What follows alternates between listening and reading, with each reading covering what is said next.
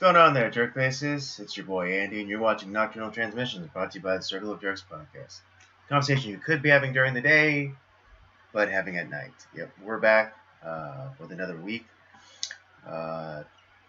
Talking current events, and also, of course, the movie review. Co-piloting this thing with me as ever is the homeboy Rob. What's going on, everybody? Oh, I'm excited for the new theme this month. Yes, indeed, and if you didn't guess it from the title that we have, it is, and in honor of the latest James Bond movie coming out this Friday.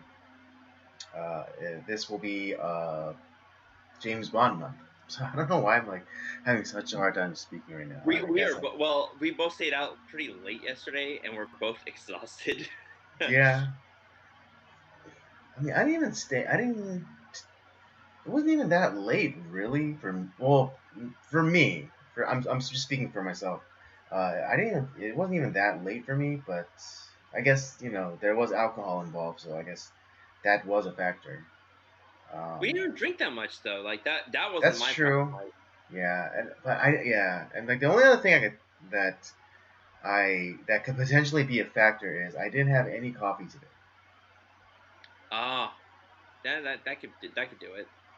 Yeah, so that could explain why I'm feeling so tired. I mean, I don't know if it's just like caffeine withdrawal or is it's because I think I'm pretty desensitized to caffeine. I could have a cup of coffee right before bed and I'll still knock out.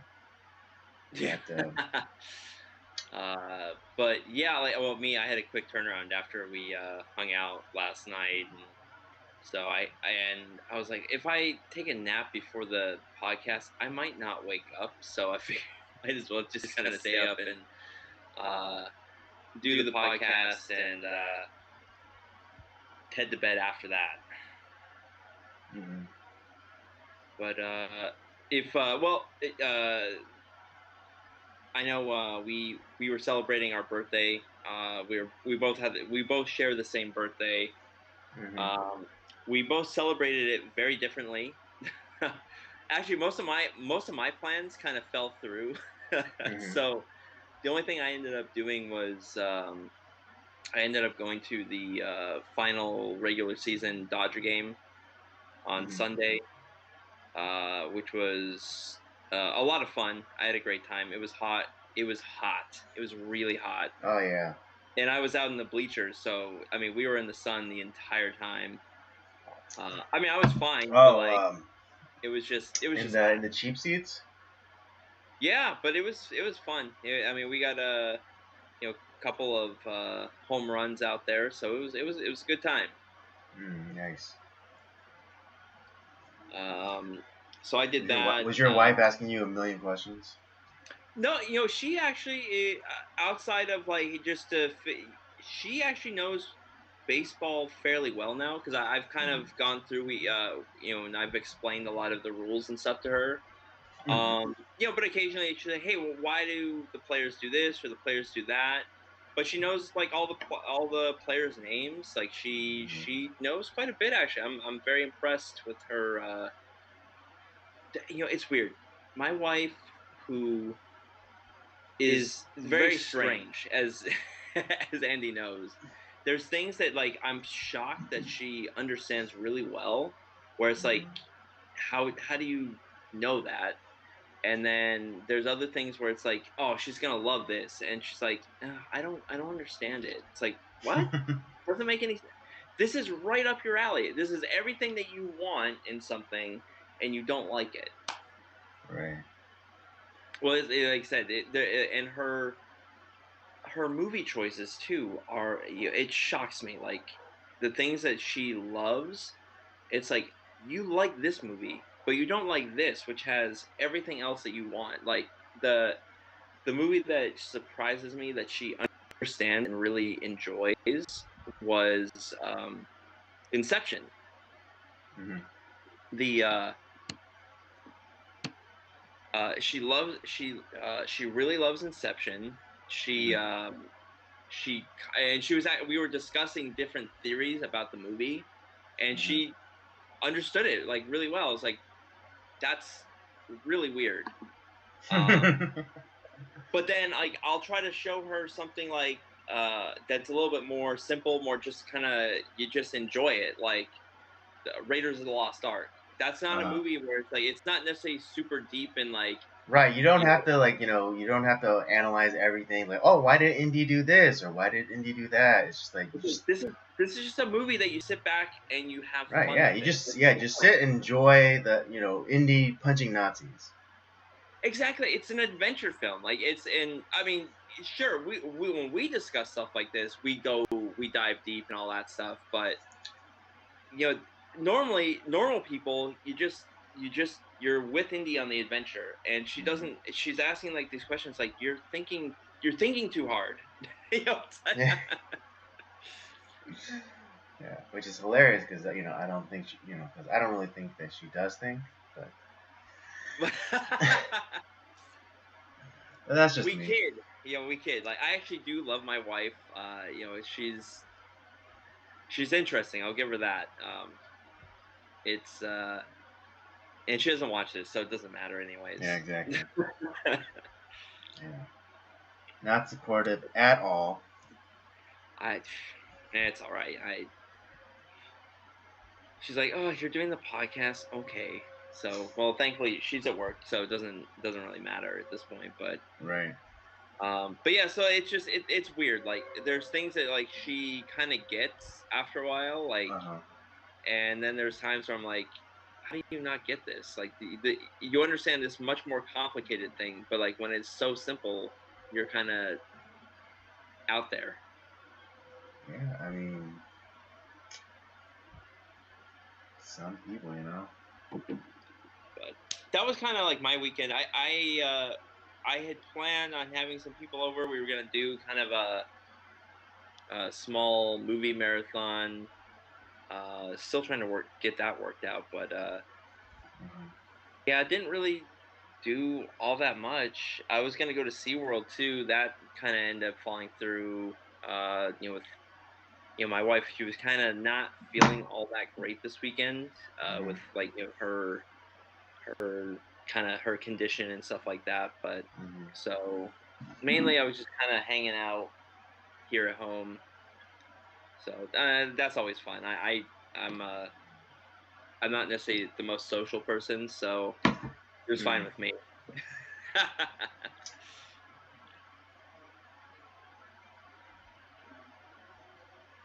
Yeah. My start to my birthday, or yeah.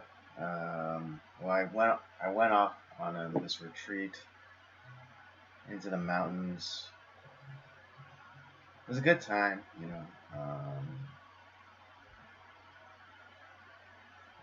What is it? It was a retreat for my church's creative team, which is kind of like a music ministry, and we're in the process of putting out a second album. We had a first album, which is available on all streaming platforms. All It's right. called the Abide album. Well, the title is Abide. Um, and so yeah, we took a few days to go be by ourselves and to work work on some music essentially, and that was fun. Went on a hike. What the place we were staying at, it there was a view of the lake, but it was kind of obscured by trees and a couple of houses. But but we got to see the lake on our way in, or a lake on our way in. So and also to have access to that lake, you have to be a resident um, of the Oh, area. So yeah, I mean, it kind of sucks that we weren't able to go down near the water or anything, but still good, still a good time, being together and just enjoying ourselves. On my actual birthday, I just had dinner with my family. again at home because we can't go anywhere because my dad will always have like some kind of gripe about the service or the food or something. So we always. But it's funny because now more and more like I understand my dad's position. I wish he wouldn't take I wish he wouldn't uh what is it protest, I guess is the best word to describe it. I wish he wouldn't uh protest in the manner that he does, but I kind of understand it now because He is a I don't think I've ever met your dad, but man, mhm. I love his surly old manness. It's great. Yeah, because a couple of times it's merely based on like service. It's like Yeah. the state, because servers aren't really servers anymore. They're glorified table watchers. Like, oh, do you need anything? Do you need anything? But they don't provide that extra serve, like the extra little touch. You know, and so I kind of get that. There's an art. There is an art to it. Yeah, there really is. And I mean, everyone kind of looks down at on serving as this menial job that only like you know. Teenagers and illegal aliens do, but there's a real art, there's a real profession to serving, and it isn't just being able to balance food on a tray or get orders right, but it's like you know interacting with customers and anticipating needs or just just that connection. Or even like it's being knowledgeable about like the menu and being able to Right. share. Yeah. Right. Like Hey, if you're going to be offering ordering this, recommendations. yeah, if you're going to be ordering this, I would recommend pairing it with this, Hmm. and because these flavors kind of go hand in hand. Right. Like, I And mean, even like me, even as rudiment. I mean, as stupid as it sounds, even with like a soda pairing. It's like if you yeah, go to like one of those chain restaurants, like go to Chili's and you order, like a chicken sandwich, and it's like, oh, I'll have the Coke. It's like, oh, actually, sir, if you get it with the lemonade, it'll be much better. It's just like even like that, like the enjoyment factor. But again, like all the times he's blown up, it's always at like Korean restaurants. So I'm just like, Dad, you're Korean too. How do you not understand you're gonna get crappy service or not the best service? yeah, you're You know? not going to get like that. You're not going to get the service like you would get it like let's say like a Morton's or like a Ruth's Right. Chris. Like they're Mm. Koreans. Like it's just not going to happen. I know. So here's your it's and food. Pay. Eat it and and pay me. You know. Yeah, which I'm okay with. Like there's a level to I'm like, you know what? I'm okay with that. Like I just want to eat my food and go. Yeah. I mean, there's only the yeah. My dad.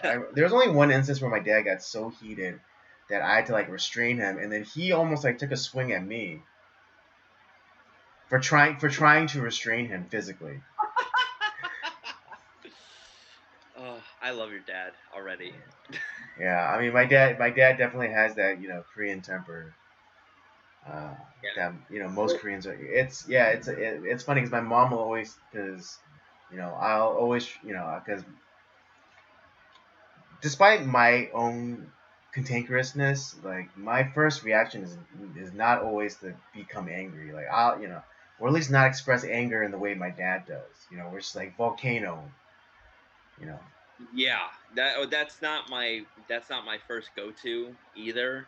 Mm, Usually I'm like, it is what it is. I try to like kind of let it slide mm. until there comes a point where it's like, okay, this is just Yeah, and I BS. mean, yeah, and again, like I kind of understand my dad now because it's like, or like one specific episode I remember we were at this like Korean barbecue place, but we didn't want to do Korean barbecue, Uh huh.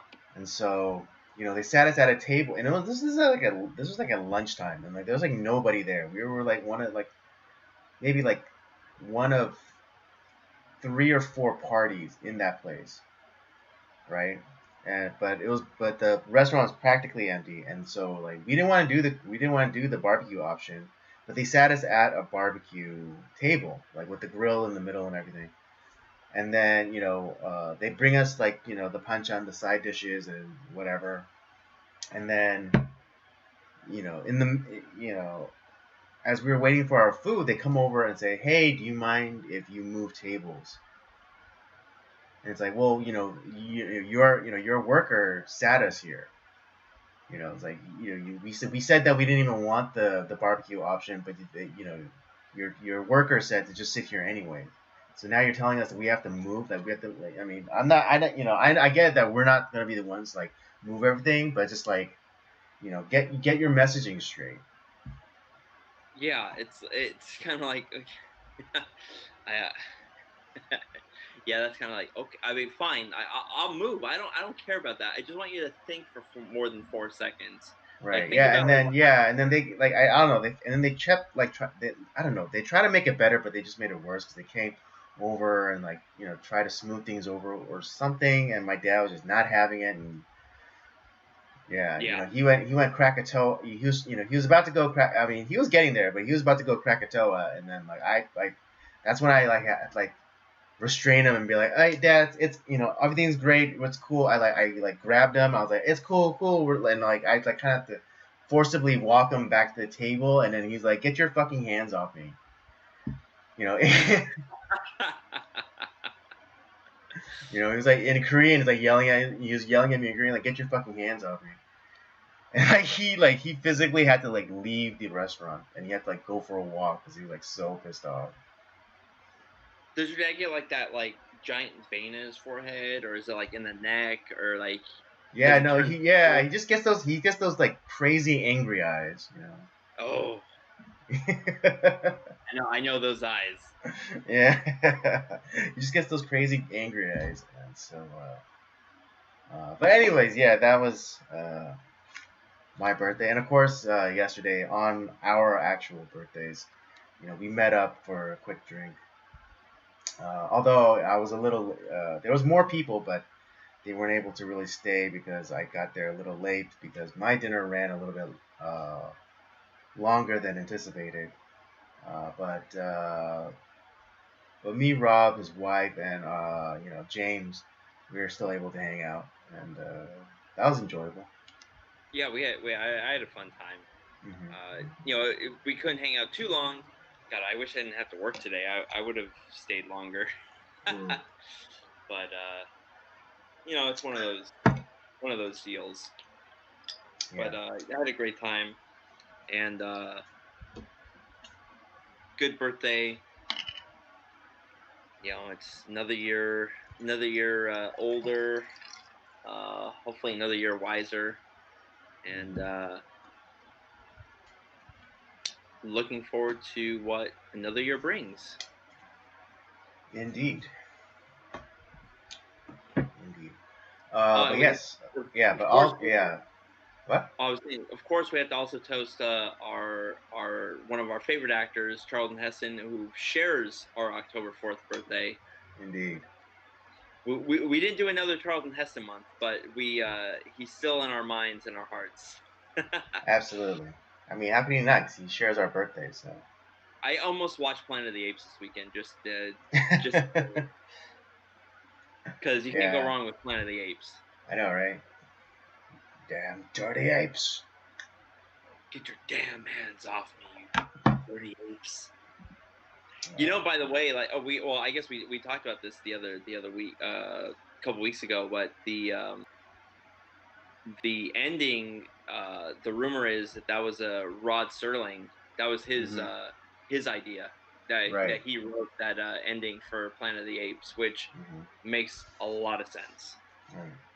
But yeah, but now knowing that, it makes a lot more sense at the accusations that Planet of the Apes ripped off Twilight Zone.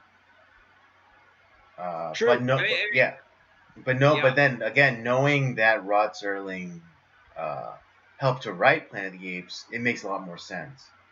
yeah. And So you know, it's and not and necessarily a maybe rip and off maybe the because accusations of plagiarism are unwarranted or unmerited. I don't know. Is he? I don't know if I had to look again if he's actually credited as a writer for the movie, because if he Right. is, it's not a Well, yeah, ripoff. if they, It's a yeah, lot if earlier. exactly, but if they yeah, and if they don't properly credit him, then yes, it is plagiarism, it is stealing.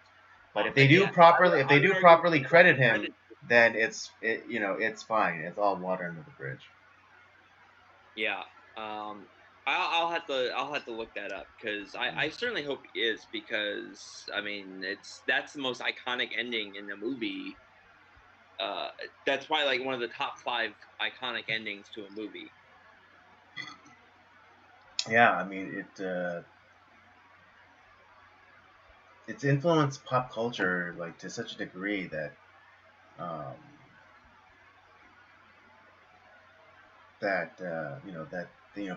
people are, even today are like playing homages to it and parodying it Yeah. and I mean that's how big of an impact the ending of Planet of the Apes had on the collective consciousness uh, in America and I dare say around the world. Yeah, well, that's one of those like films that I always say, like, the film even though you've never watched it. If you've never watched the film, you know the film because Mm. it's referenced so much, it's parodied so much, like The Godfather, or you know, I would things like The Matrix. That's another one that's like parodied a Mm-hmm. lot too. Mm-hmm. Um, those are Yeah, like the films whole that like bullet time thing, or like any movie, like even if it was like some chick flick, has to have like some sort of kung fu fight scene, right. inspired by the Matrix. So So yeah, I still might end up watching Planet of the Apes this week, just for the just for the hell of it, for like the mm, 100th time. mm.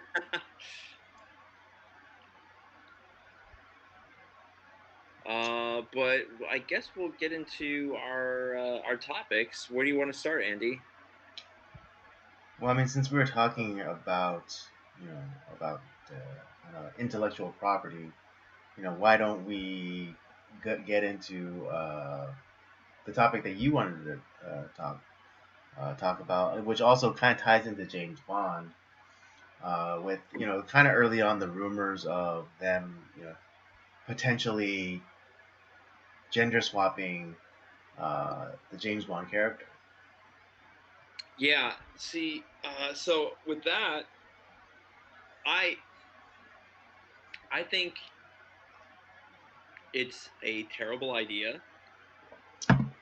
Like, if you want to Mm, do a like a race swap, like I said, if Idris, because one of the actors that has kind of been floated about being a potential James Bond is Idris Elba, mm-hmm, and I would actually not be. I'd be okay with that because, well, the guy is a great actor for one, but he does kind of have that suave, cool James Bond esque type of personality. He has that gear, so I'm okay with that. Because I know right now this new film that's coming out for James Bond. This is going to be Daniel Craig's last film. He's done with doing Bond. They are actively searching for the next James Bond because I know they want to make another movie here pretty soon.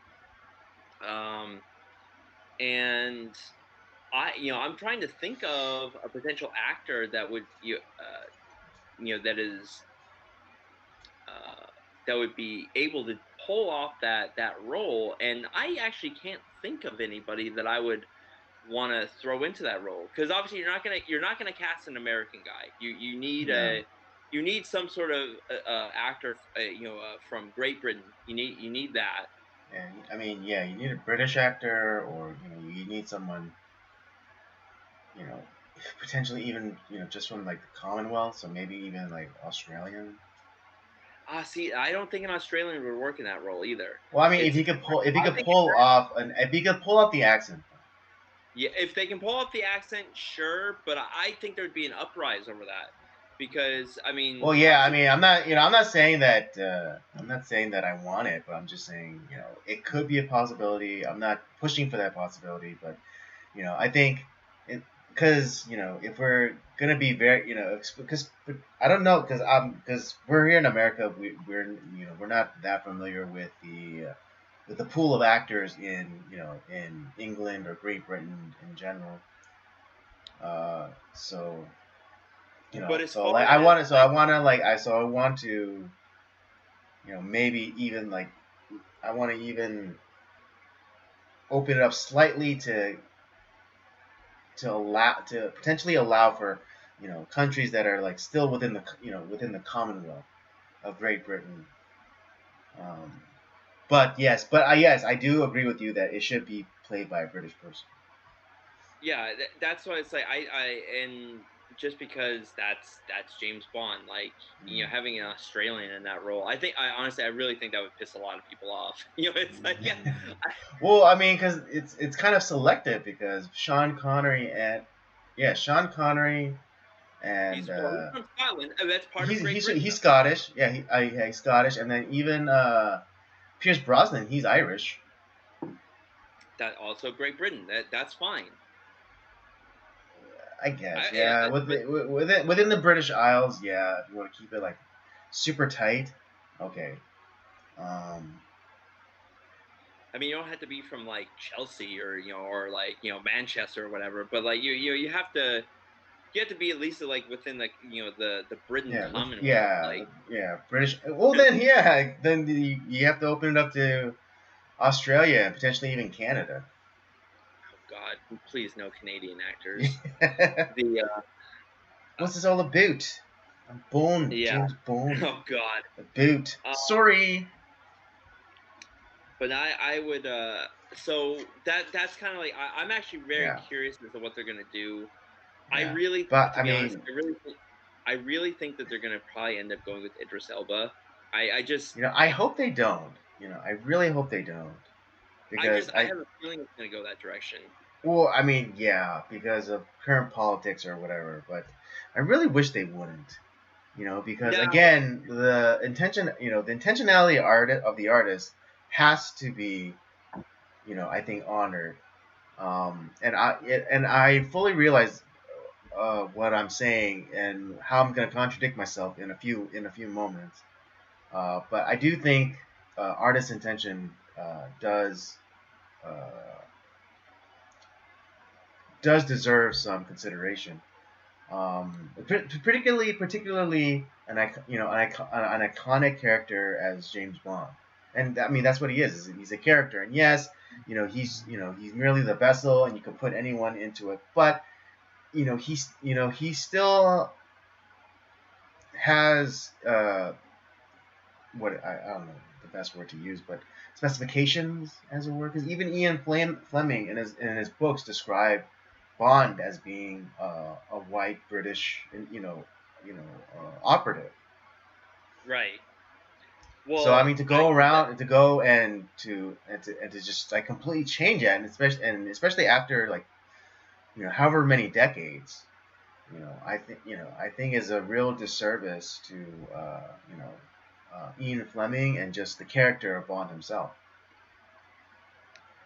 yeah, like I said, I think And just really quickly, last thing, on the Idris Elba note. I mean, I love the guy too. I think he's a phenomenal actor.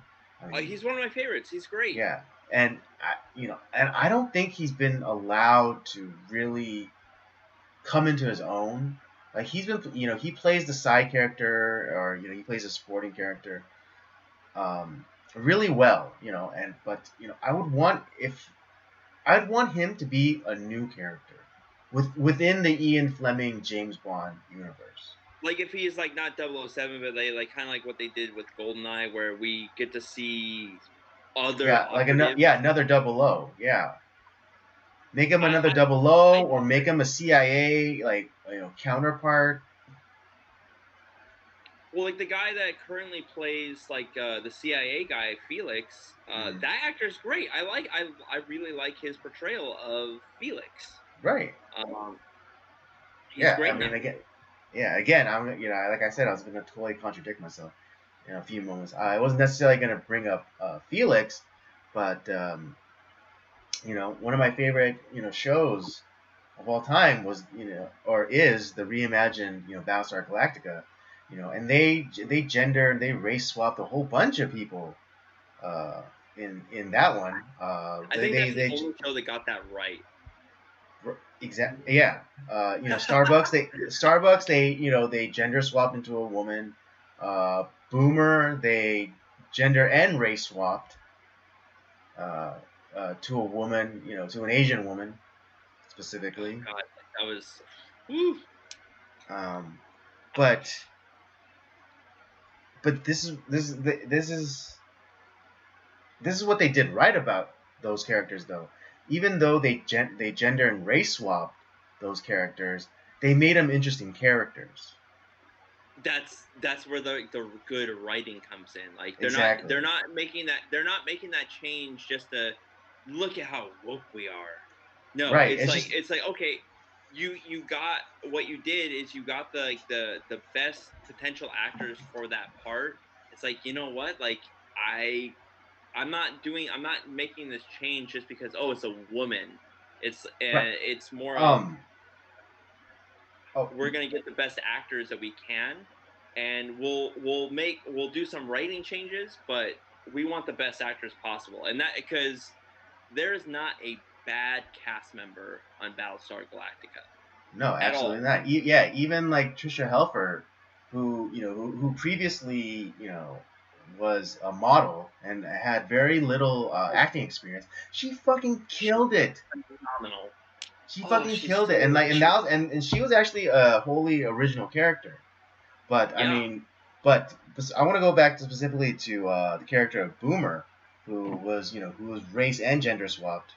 Oh, Michelle Park Uh, or yeah, that was her name, right? Michelle. uh, Was it Grace Michelle Park. Park? Grace Park. Grace Park. Yeah. Yeah, Oh Grace Park. man. She is- For Ooh. her, like it's specific. It actually made sense to gender swap her because not specifically the Boomer character, but as we find out that the Boomer character is a Cylon and there are multiple copies of that specific Right. model, and then another Sharon, another Boomer, comes into the picture, and she becomes the mother to a human Cylon hybrid, Yep. which will be the key to the survival of both human and Cylons. Yep. So in that case, it did make sense for them to gender swap the Boomer character into a woman. Well, see, we see here we've talked about this, like where this is in the case of like the gender or race swap. This is a show that got it right. Mm-hmm. They did it, and it wasn't because it wasn't about the gender or race swap. It was just like there's a certain story we want to tell, and we want to get the best actors possible. And so we're gonna have to change some characters around, but we're gonna still tell a great story, which they did. It's Mm-hmm. one of the greatest TV shows. The remake of Battlestar Galactica is one of the greatest TV shows ever. Yeah, I mean Um, it's super kind of downer. yeah, from Just to be start to finish, honest, it's great. yeah, I mean it's a super kind of downer thing because it's like the human race is nearly wiped out, and there's all these people are stuck on these ships, and they don't even know how long. And every single time that they feel like they made like some sort of advancement, something comes in like knocks their dick in the dirt. Um, so just be aware. But still, it was great writing, great storytelling, great performances, and again one of the few shows, one of the few things produced by Hollywood that got it right. Yeah. Well, and then we've also talked about like if you want to kind of share more of your kind of the woke ideology, like you know the your what one of the movies that we reviewed not that long ago was Predestination. There's a lot Mm-hmm. of wizardry. There's a lot of like Yeah, stuff yeah. that Oh, is yeah. There's a not lot something of that we would programming agree going on. on in that movie. But damn, that is a great movie. Indeed, it is. And again, it was just done right. You know. I was enthralled from beginning to end. And I actually ended up watching that movie like another 2 or 3 times because it was great. But obviously, like I don't agree with like the message that's involved, obviously. Right. But it's a well told story that I'm Yeah. damn No, that was it's great. exactly. And one of the reasons why it works so well is because the main character of that movie actually has an arc. Yep. The character actually goes through some things, and and is humbled, and and is constantly striving to better themselves, and ultimately ends up where they want to be, and also not where they want to be, or didn't expect them to be. But they actually had an arc, and I mentioned this before we started to Rob. But one of the channels that we both enjoy, Mr. Reagan, he recently did a video talking about why woke characters suck. They And do. I don't, yeah, and I don't want to necessarily spoil too much, I think people should watch it. Oh, It's I've a good seen the video. analysis. I, I, What? I already know like he does great stuff. And I haven't seen it yet, but I think it's I know it's gonna be great. Right. Well, one of the points that he uh, highlights is that like what's wrong with woke characters, and like one of the characters he references from recent media is Rey from the Star Wars sequels. Who we've railed against Yeah, who constantly. we've railed against constantly, and he pointed out the reason why she doesn't work is because she doesn't have an arc. Even though she's a clone of Luke Skywalker, Luke Skywalker has an arc. He starts as a naive farm boy. He goes and experiences life. He learns some harsh lessons. He's humbled, and then he comes back, more powerful than ever.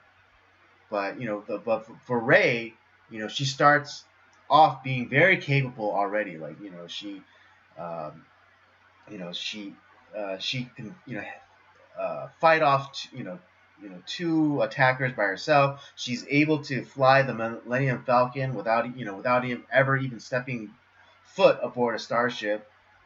She's able to use the Force in a matter of hours. Um, and so like there's no arc there. Like she's perfect already. She doesn't need no teaching. She doesn't need no one telling her how to what's what and how is. And that's the fatal flaw of SJW characters, which But is see, which is here, the complete opposite of the predestination character. yeah. See, the When problem and is again, like too. even despite all the messaging, because the predestination character has an arc, it works. Well, even in like because obviously like we're not against female character. We like Princess Leia because not only she wasn't just the damsel in distress, she was a strong Yeah, character. she was a And strong-willed character. but see, Like, this also goes back to the what is it? To Kurosawa's Hidden Fortress. The female character in that the princess, she's not a weak damsel in distress. She's tough. She's really tough. mm-hmm. That's kind of like what we get with Princess Leia. She's very tough. We like her being tough, but all the characters kind of go through that like there's struggle. They're not perfect. They make mistakes. There's heartbreak, and then there's redemption. Towards the end, we like that. That's what makes a compelling story. Not we even like characters like a Superman. You think that like why people have a hard time writing Superman stories, movies, or whatever. It's because this character is so like he's so powerful, everything he's so perfect. Like how can we tell this story? And that's kind of like when you have a character like Ray, who is just super powerful, is perfect at everything. and then at the end, then triumphs at the end. Then there's not really any struggle that she goes through. That's no one wants that. That's stupid. It's Right. I not. mean, yeah, It, for Luke Skywalker in the first Star Wars movie. I mean, outside of training with like that little droid, he doesn't even use a lightsaber yeah, like in combat. But then like you have Rey who's again like never even didn't even know Jedi were real, didn't know what the Force was, but yeah. was able to hold her own, and defeat Kylo Ren, a trained Force user, and a trained saber duelist. Arguably the strongest Force user in the universe. Yeah, arguably.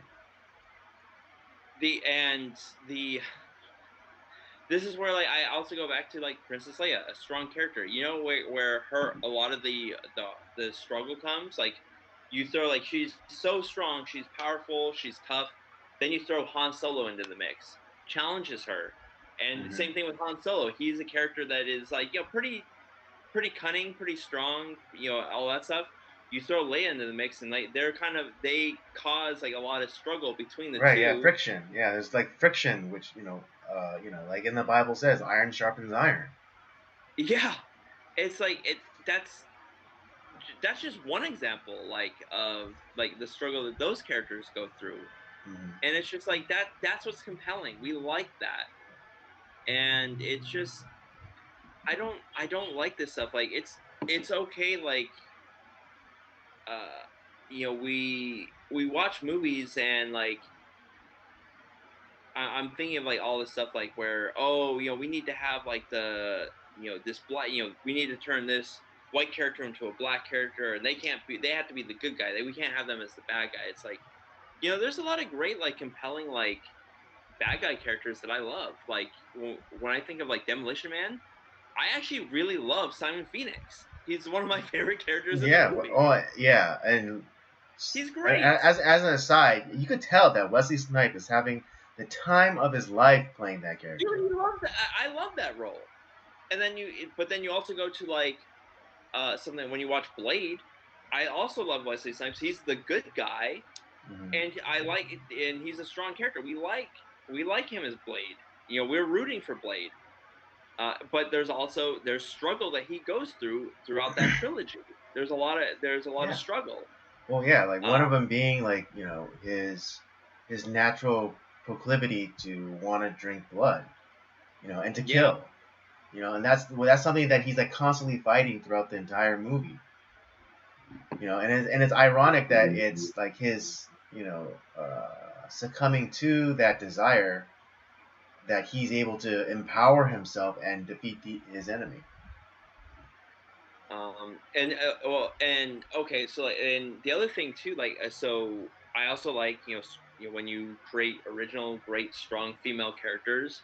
I can't think of anybody that doesn't like Terminator. We all love Yeah, Sarah Sarah Connor. Connor. She's great. When we watch something like Alien, we like Ripley. She's great. Hmm. She's one of my favorite characters. She's feminine, but she's strong too. Like, I mean, they're so you have like that character. You have, if you want to go like, okay, like, well, what about female characters of color? It was like, okay, well, watch the movie Jackie Brown. Like That's right. that that is one of the strongest like black female characters in a movie that I can think of. She's not necessarily like a good person, but she's not a bad person either. But you're rooting for Jackie Brown. You want her to like, you don't know where she lies, but you also kind of want her to succeed. We're on her side.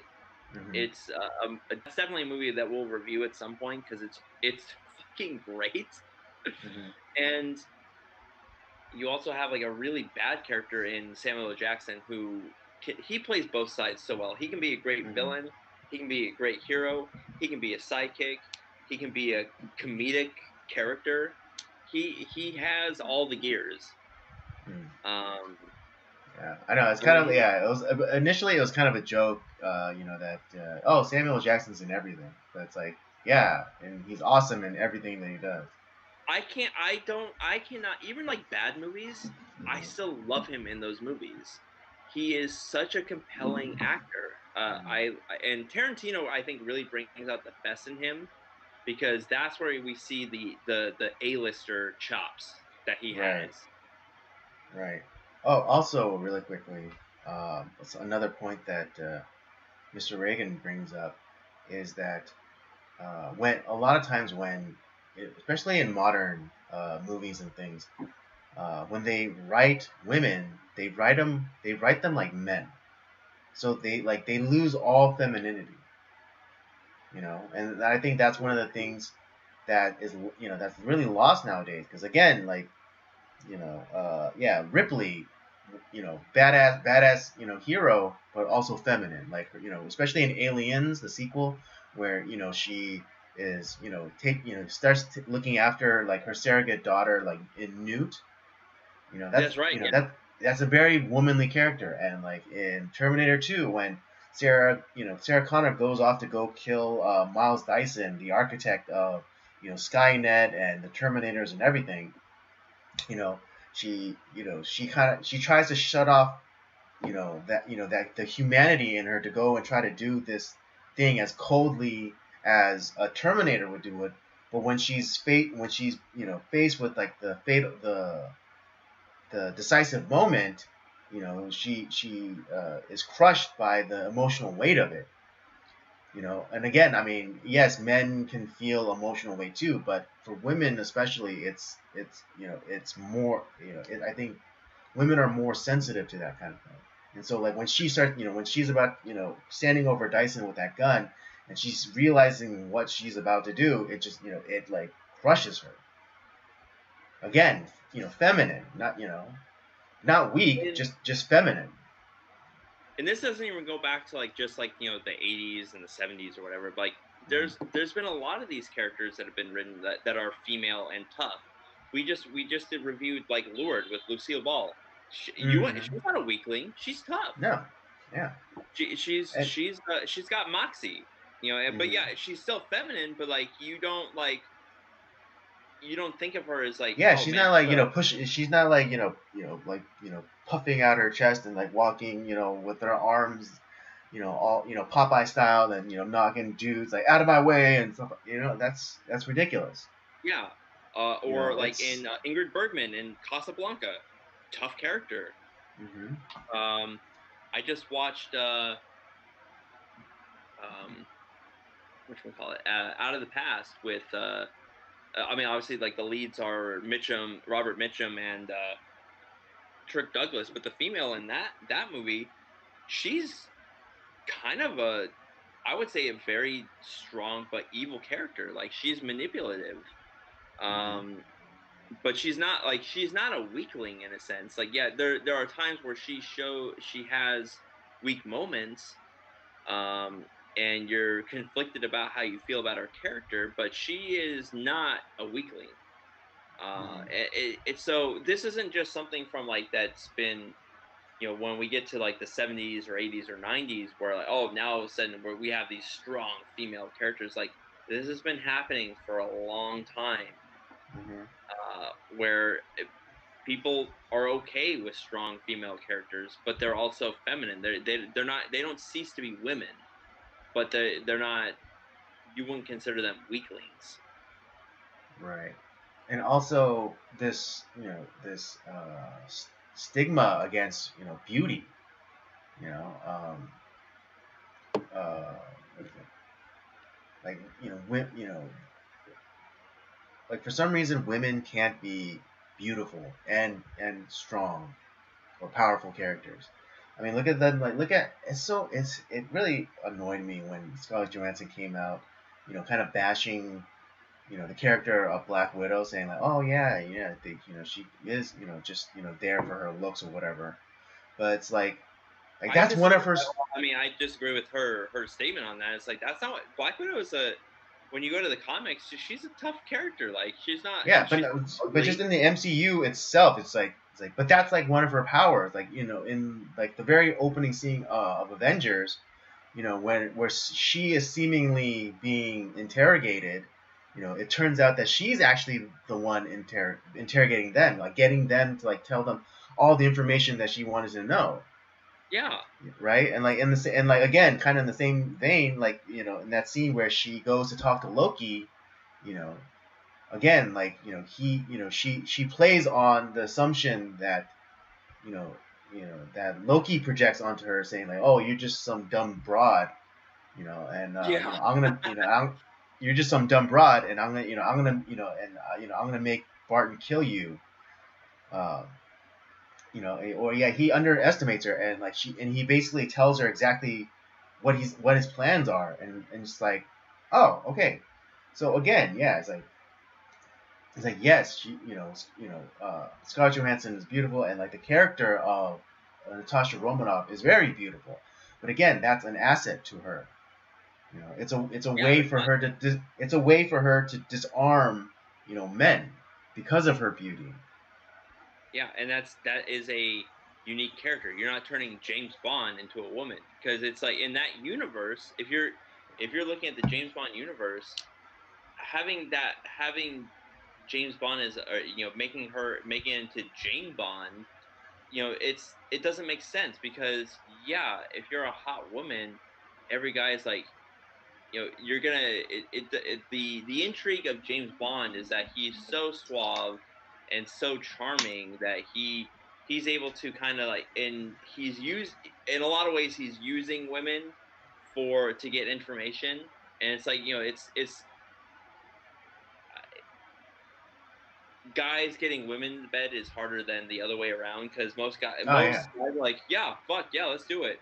It's like, whereas yeah. like I in the mean, case yeah. It's of, like a woman can walk down the street, make a selection, go up to that man. It's like, hey, let's go have sex.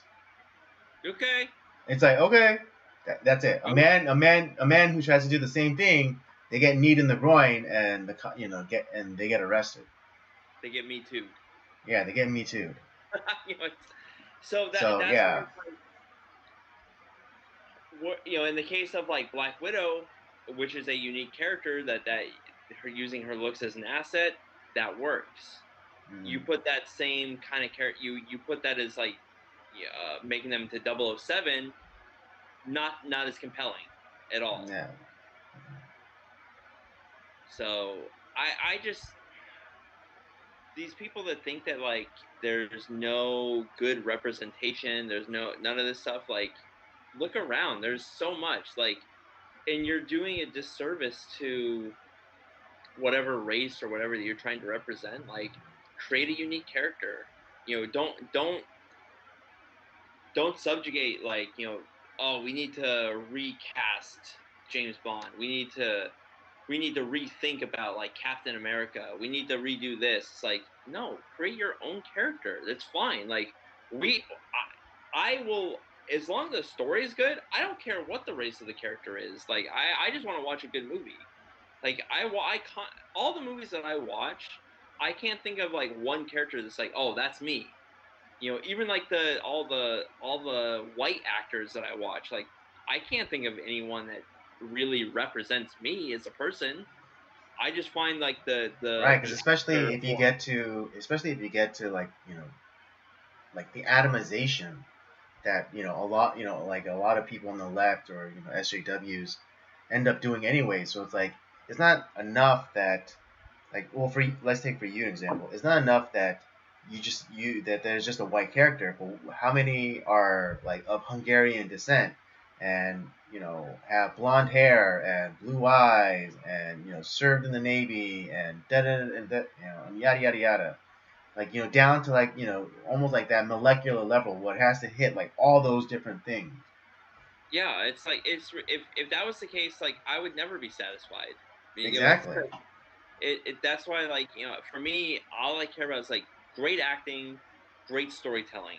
Just give me that. That's all I want. Like, I don't care like who the actor is. I don't care what the story is. But if it's well told and well acted, I'm in. Right. No, exactly. Like I mean, growing up, like I never needed Peter Parker to be Peter Park, or Yeah, yeah, exactly. or Bruce Wayne to be Bruce Wayne, or Yeah, or Tony Stark to be Tony Sang. You know, I don't physically have to be represented in these characters. Like I can identify them regardless. Like Peter Parker, he's a teenager and he has acne and he has trouble getting girls. Tony Stark, bit of a narcissist. Has some drug problem. Has a drinking problem. I mean, I never had the drinking problem part, but I can be a little bit narcissistic.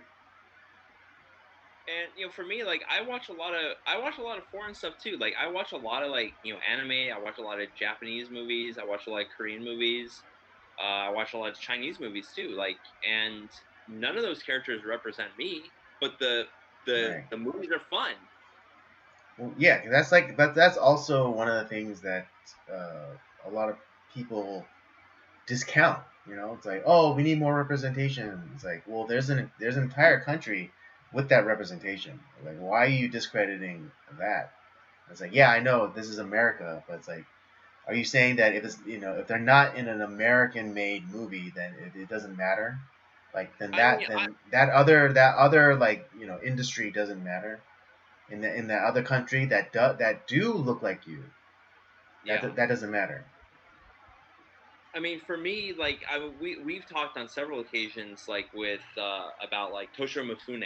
Like we would Mm-hmm. have loved to have just because we love him as an actor. We think he's great, and there was so many. There's a few movies where like he was asked to be in that role, and for whatever reason, it didn't end up working out. He was asked to be Obi-Wan.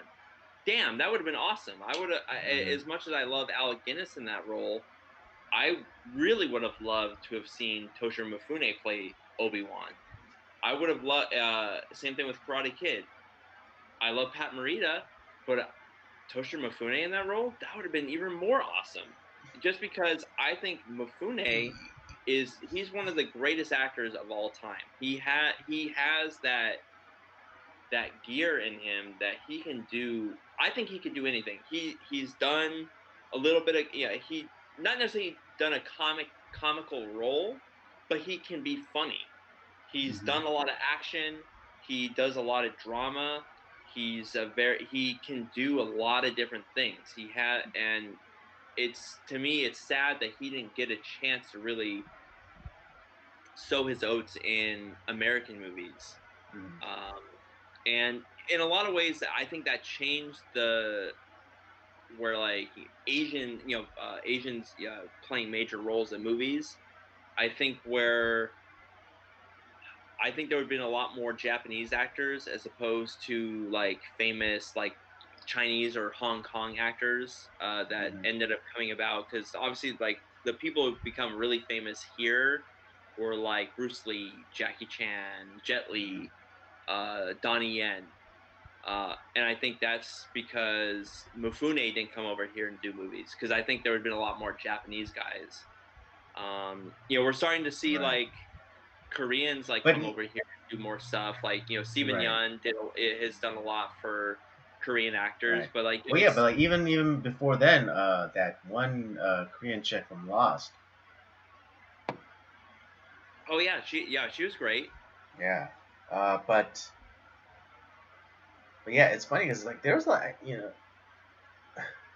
yeah, they didn't get like the big starring roles or anything, but you know minorities have been in Hollywood forever. Yeah, Oh yeah, what was it like even in the One Eye Jacks movie that we saw,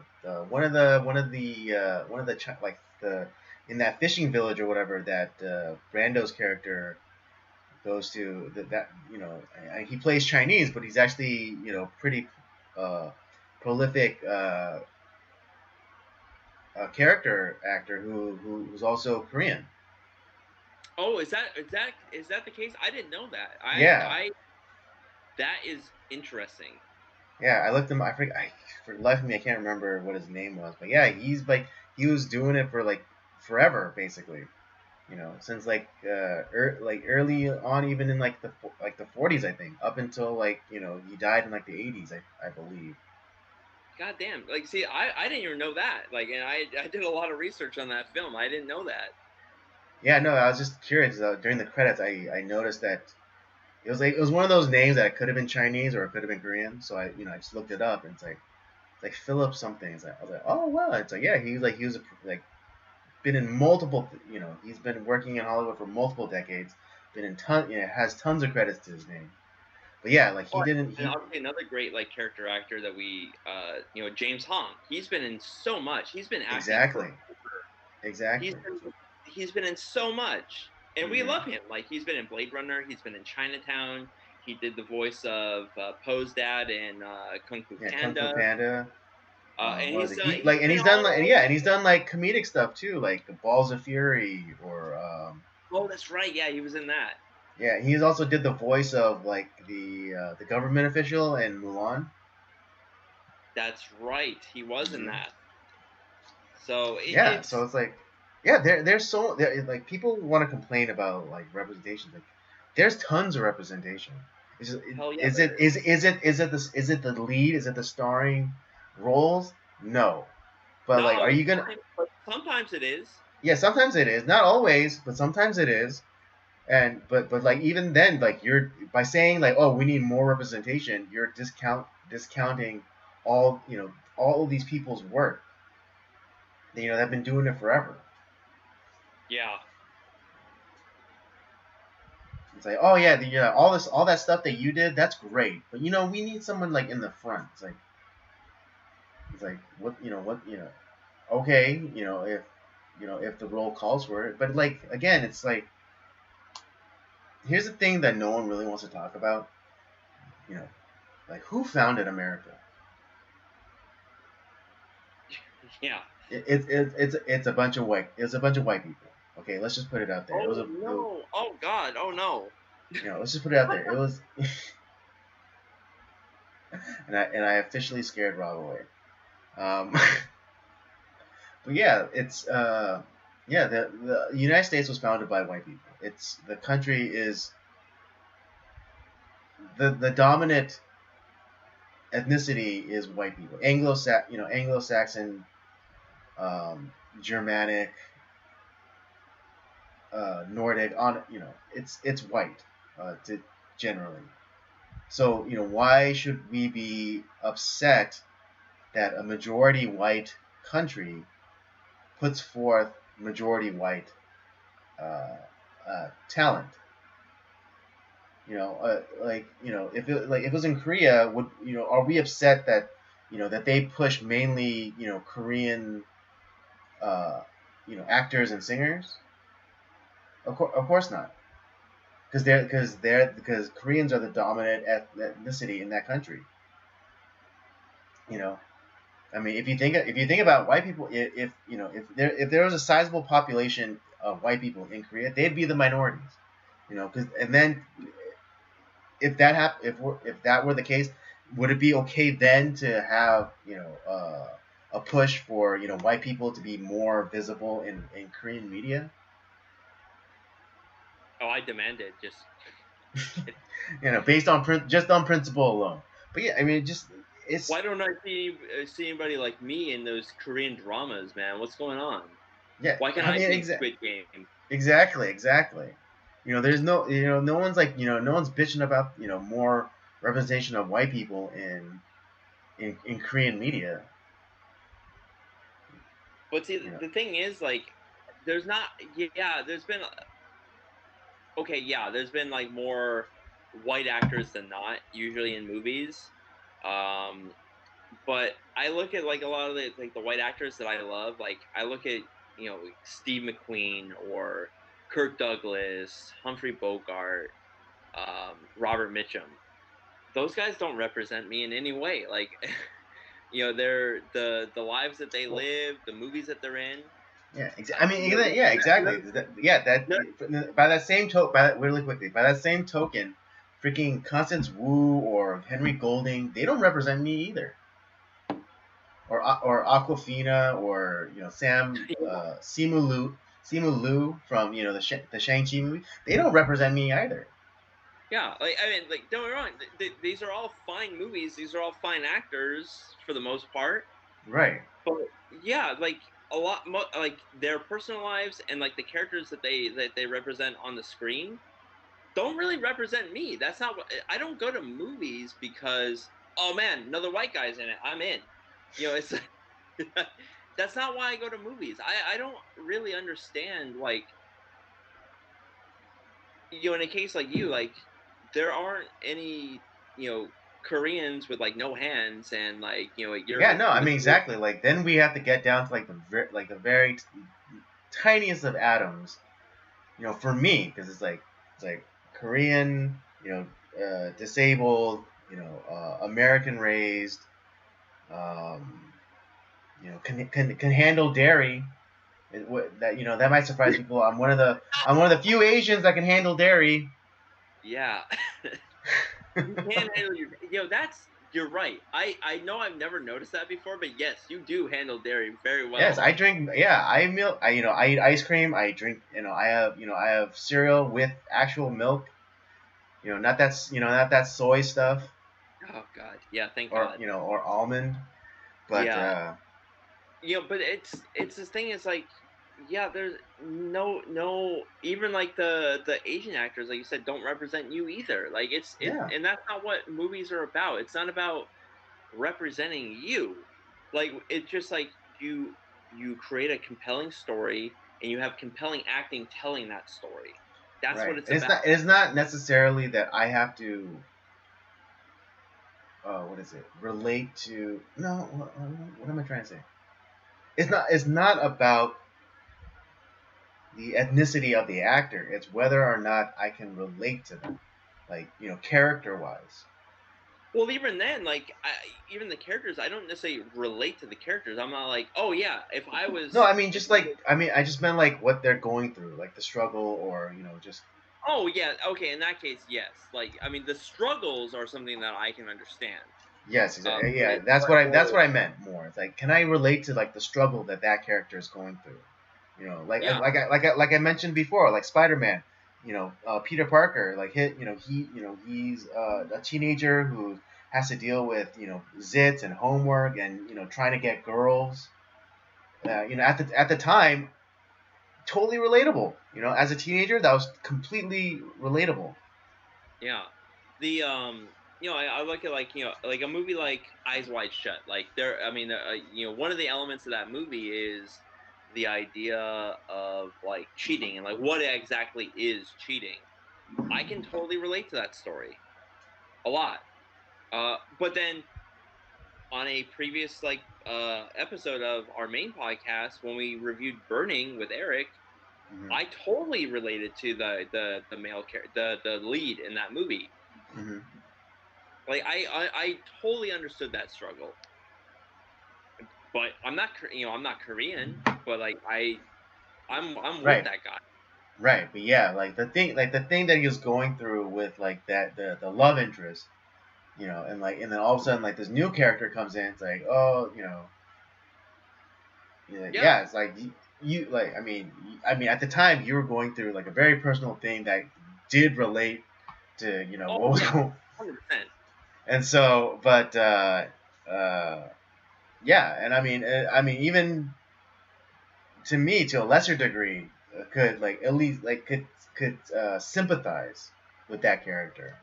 I mean, I've never been through like the scenario that this guy went through about with his love interest in the movie, but it's I'm able to sympathize.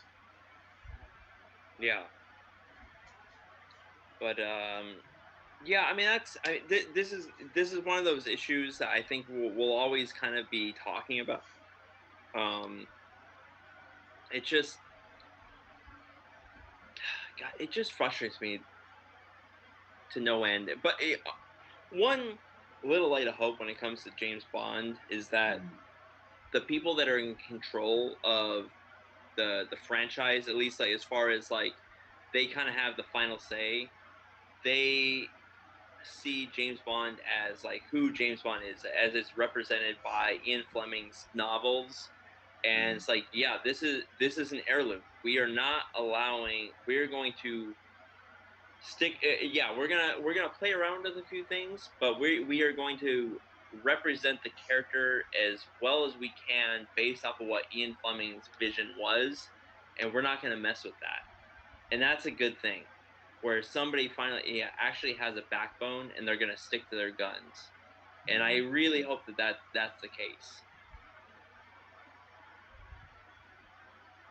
Indeed, absolutely, yeah. I mean, just when Barbara Broccoli, who I think is the daughter of Albert Broccoli, who was the Yeah, longtime they're producer, huh? yep.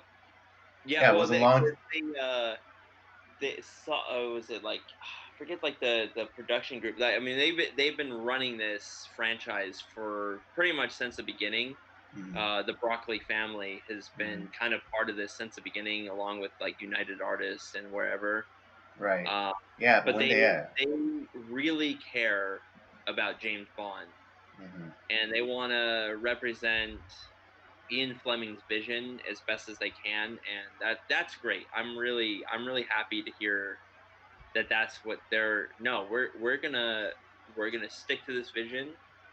We might change a few things around, um, but yeah, it's. I'm really happy that they're doing that. Mm. Yeah, a little James Bond trivia. Were you aware that Ian Fleming's inspiration for like the organization of like MI6? Well, I mean, I know MI6 can be a real thing. They're only supposed to be activated during times of war. The MI6 and like the Double O program and things like that. That was based off of an actual government program in England or in Britain, and they were called the Ministry of Ungentlemanly Warfare. No, I did not know this. Yeah, and interestingly, there were actually some pretty famous people in the ranks, but one specifically, one Christopher Lee. Get the fuck out of here. Yeah. I mean, I know Christopher Lee's a badass, but like, Uh-huh. no shit. Yeah, no, that's why he was able to give that insight to Peter Jackson in Lord of the Rings when, Peter Jackson was trying to direct him and saying like, okay, like, this guy's gonna come and stab you in the back, and like as you die, it's like, I want you to put out this big loud gasp, and Christopher Lee's like, oh, that's not how it sounds when you stab someone in the back and they take their last breath. It's more of like Yeah, a, that's it's like, fucking well, like that's scary shit. I know, right? I do not want to fuck with Christopher Lee. That is for Yeah, damn sure. I know, right? What is it? There's like That a man, lot of that man is awesome. Yeah, Christopher Lee's fucking awesome, and he was one of the villains. He was, in that movie, Man with the Golden Gun.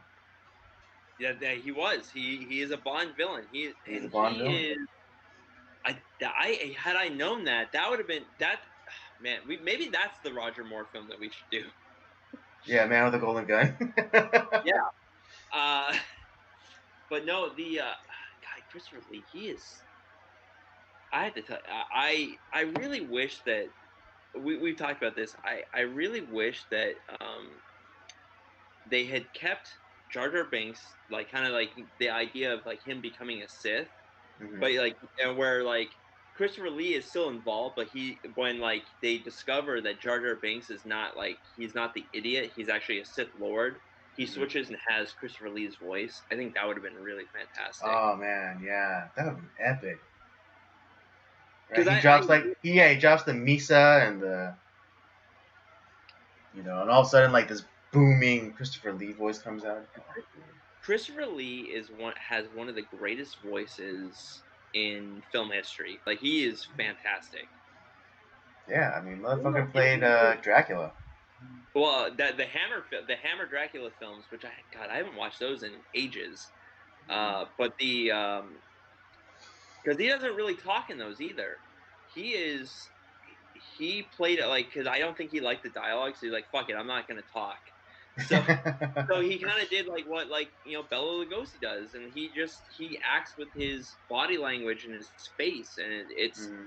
his he acts almost better than most actors do with like their whole arsenal. It's Yeah, it's just with the entire like script full of dialogue.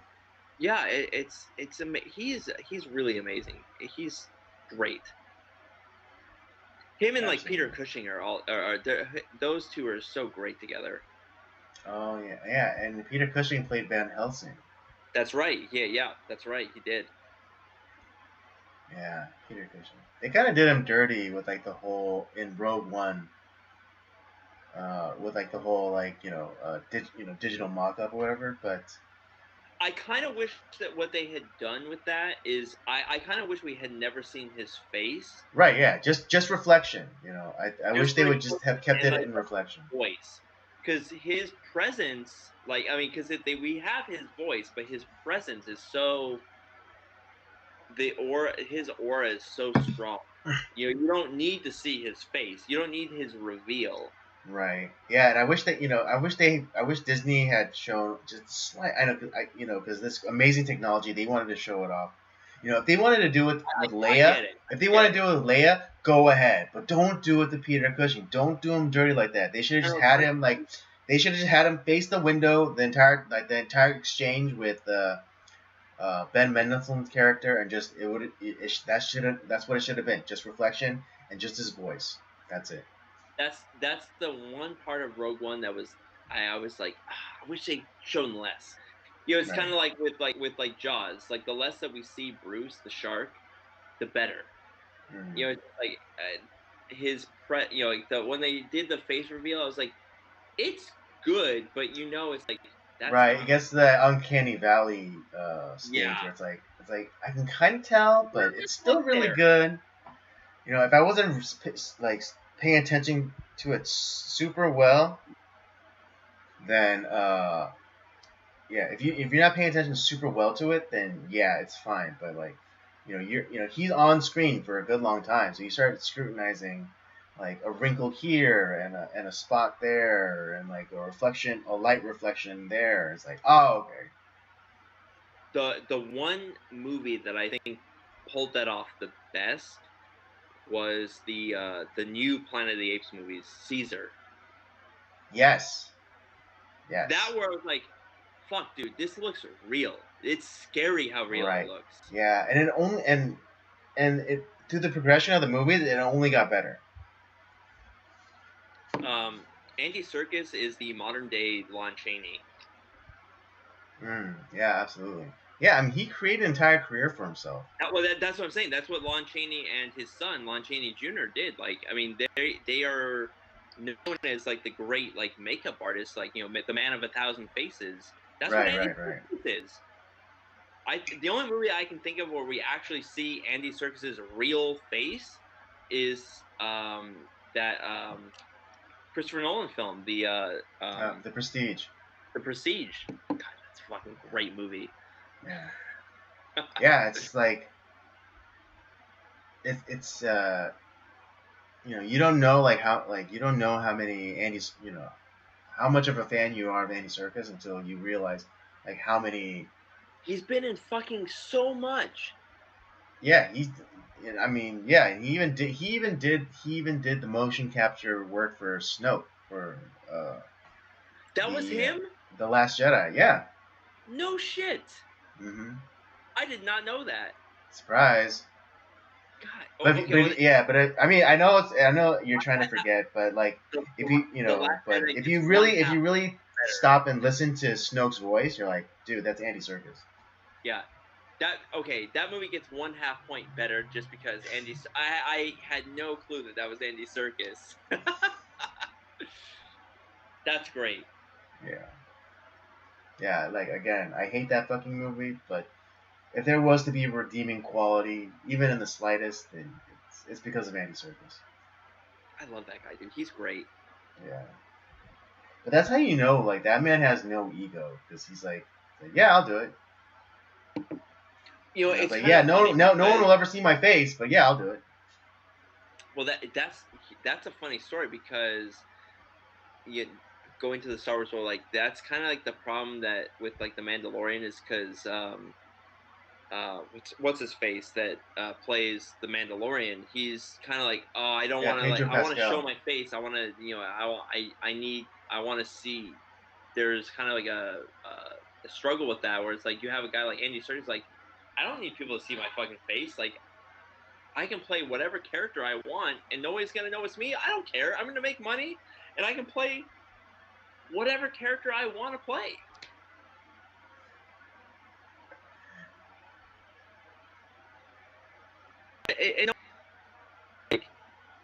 I can be Caesar from Planet of the Apes. I can be Smeagol. I can be Snoke. I can be whatever the fuck I want to be. He can literally create his own character. I mean, he could do a whole movie where it's only Andy Serkis and he's playing 10 different Yeah, he plays characters. all the characters. Yeah, I mean it's kind of like Ray Parks. He was hidden under all that makeup for to play Darth Maul, and then they switched his voice out for what's his face, Peter Serafinowicz. Yeah. And then he goes and plays Toad in the first X-Men movie, and then he goes on to play Snake Eyes for two GI Joe movies. Again, no phase at all.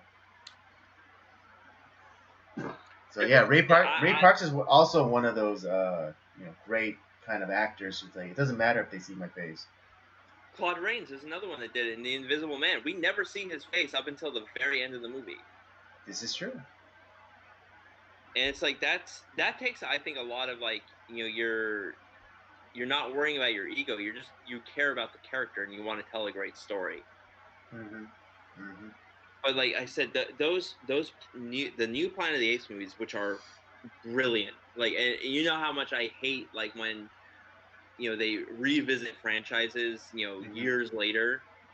This is one of those. It's like this is done correctly, and it is, especially the last one that they did. Yeah, Oh my! War. Oh There man, was that times was like, so good.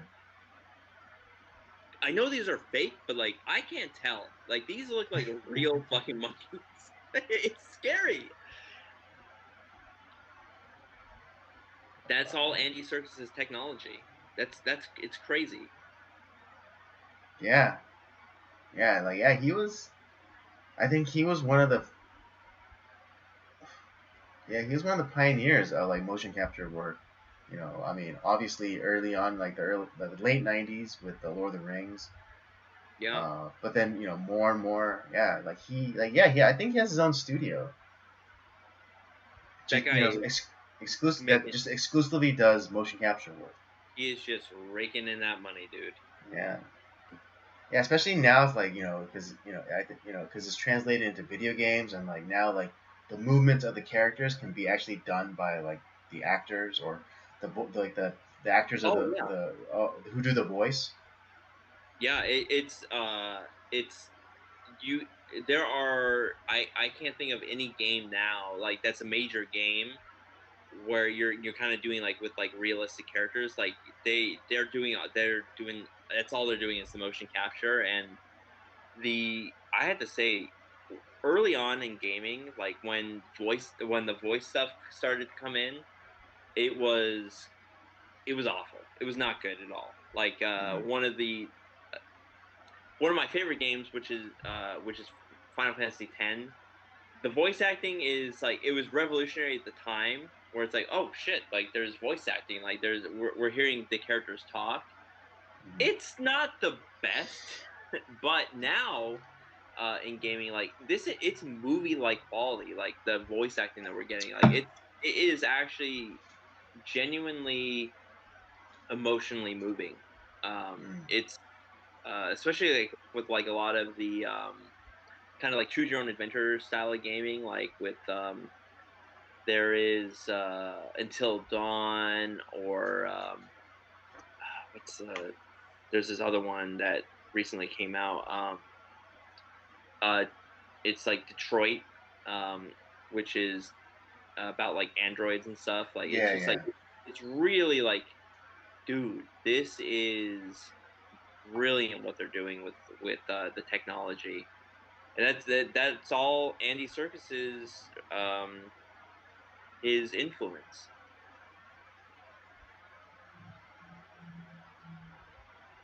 Yeah, absolutely. Just yeah, technology is so amazing. It's like it's great, and it's also like kind of terrifying at the same time. Right. I mean, yeah. I mean, now you got to the point where you could like stick someone else's faces over yours and make them Yeah. say like whatever. I mean, yeah. I don't know if you've seen the Disney Gallery for the second season of Mandalorian, but they were talking about you know the like composite of like digital Luke's face, uh, but they sampled like millions of pictures, of Mark Hamill when he was younger, but also they actually did it for his voice as well. Because they couldn't just get old man Hamill to do the voice of young man of young Mark Hamill. So what they Right. did is like they found archive footage or footage of like him like speaking and giving interviews, and they actually composited that to make the voice of young Luke for the end the last episode, the season finale for Mandalorian, where Luke Skywalker appears. That's really scary. Yeah, awesome, but really scary. Yeah. That's I kind of wish that like if we had like the values of like 70 or 80 years ago Mm, with the technology of today, I think it'd be perfect. mm.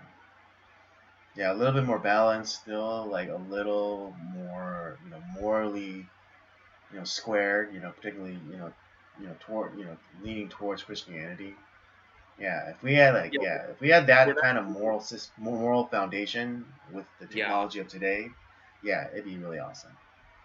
we're not using like technology to like fuck people over, but more or less Yeah, to kind of like I or said, make it's the deep Gene fake Roddenberry porns vision of of celebrities. yeah, it's the Gene Roddenberry vision of technology advancement, like where it's actually positive, like we're doing it to advance the human race. Right. Yeah, and that's why I hate the newest creations of Star Trek, like Discovery or Picard, They've gone because so this is far all from dystopian. his vision. Yeah, it's such a departure from his vision. I'm surprised that none of his. I don't know if he had kids, but like if like he had kids, I'd be suing like crazy. This is not like this is you can tell your story, but you have to kind of stick to his vision a little bit. Even like the because the when I came, I know one of the big controversies like with Star Trek: The Next Generation. The first season was like Roddenberry did produce that whole season, and Yeah. it was close to like the original, as close to the original series as he could get.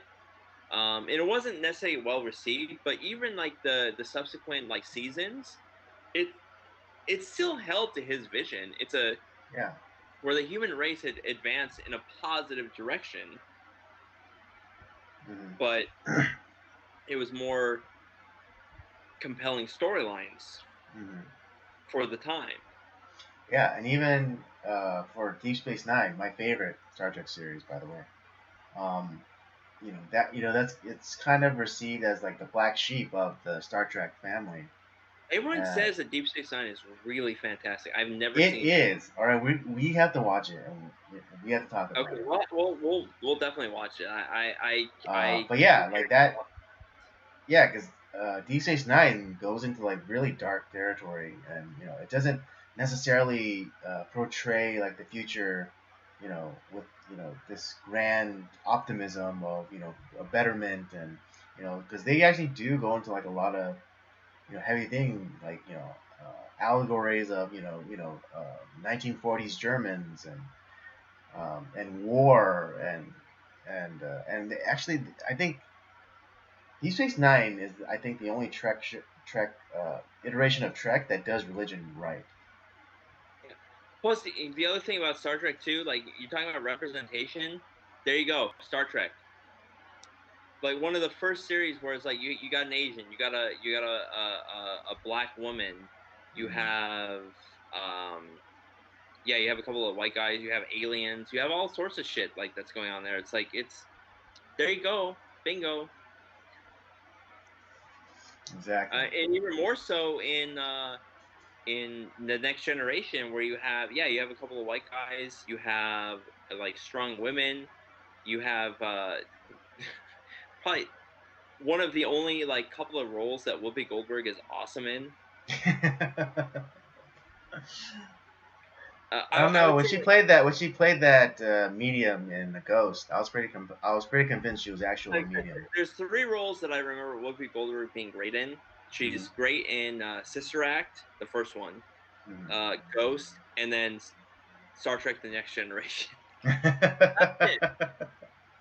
What about when she voiced one of the hyenas for Lion King? Oh shit, that's right. I forgot that she's in The Lion King. Okay, four. She got four roles that are awesome. 4 roles. That's right. Uh, but But yeah, I mean that's all we ended up going a little bit longer on the whole representation thing. It's an argument that I don't think it's going to go away anytime soon. no. Hopefully we brought a little bit more of actual. God, I hate this word, but I can't think of anything else. Nuance to the situation. I know you hate that word. I really hate that word so much But because yeah, it's but been it's so fitting. But come on, Rob, you have to admit it's so fitting. it is fitting for this situation, Yeah. but it is a very nuanced thing, and it's everyone looks at like something of like Breakfast at Tiffany's, like the role that Mickey Rooney gets, Mickey like Rooney. kind of the oh look at this is terrible. It's a to be honest, I don't really give a shit, but like I can see like why some people might find it bothersome. Mm-hmm. Same thing Or in with poor taste. like when we watched The Outrage when we were doing our Rashomon,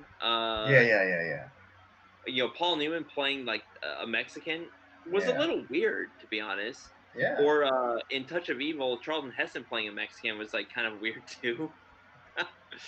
But it's kind of the same thing, like where like in today's terms, like when a lot of people were pissed off when Scarlett Johansson was playing the main character in Ghost in the Shell. Mm-hmm. Uh, but in reality, it's like you got to go with the actor that's going to bring the most attention to your movie. It's a money Right. making thing Yeah, at and this point. that's why that movie Rub and Tug didn't come out because Scarlett Johansson was cast to play a transgendered man. It's like, oh, why can't you just get a actual transgendered man? It's like, Because well, nobody knows what who the fuck that person is. exactly? But then also, why make the distinction if like the whole purpose is to be perceived as the opposite gender, then why have the qualifier of transgender? It's like, why can't you say, oh, just get a man? Or a woman. It's like, why does it have to be a transgendered woman, or transgendered man, or transgendered zebra, or transgendered unicorn, or whatever? But then you have other films too, like we have like in Magnificent Seven, like Hearst Buchholz and like Eli Wallach. You can't tell that those guys are not like Mexican. Yeah, or in the Or that case they're of really like Jews. yeah, but yeah, there. Well, Horst Buchholz is a German guy. He's Oh from yeah. Germany. Then you have Oh, Eli that's Wallach, right. who's a Jew. And then you look at like movies like West Side Story, like Natalie Wood plays a Puerto Rican, like it, and Yeah. no one gives a fuck. It's like Right. Exactly. um, that's why it's like it's Yeah. come on. But then they go like, then they should have gotten the Puerto Ricans. Like, what Puerto Rican was super famous? Even back then. You go with the stars. Exactly. Like the reason that people came to see West Side Story in 1965, Natalie Wood's in it. That's why people came to see it. And yeah, other people became. Can you name like one other character that became like super famous after that movie? I can. But people came to see it, and it's become a iconic classic musical movie that people watch is because fucking Natalie Wood was in it. That's why. Yeah. Spielberg's doing a remake. I'm not watching it. I refuse.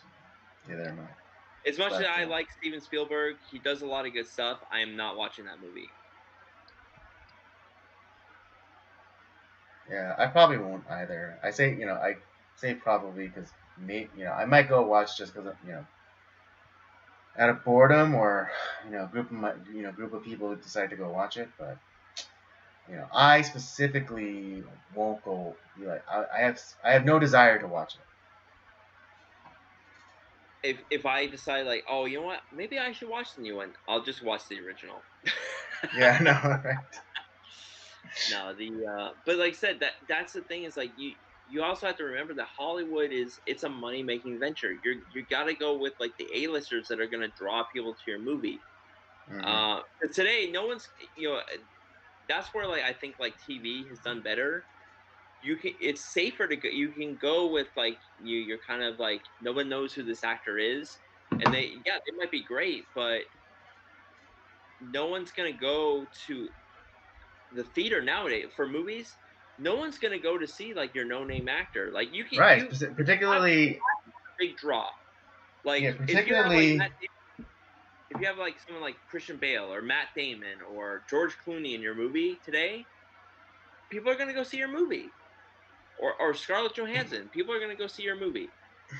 Regardless, like it might not like be a good movie. It might not make its money, but like, oh, I'm gonna go see it because I know this actor, and you can cast like around that, and like that's fine. Yeah, But if you're gonna cast a bunch of no actors,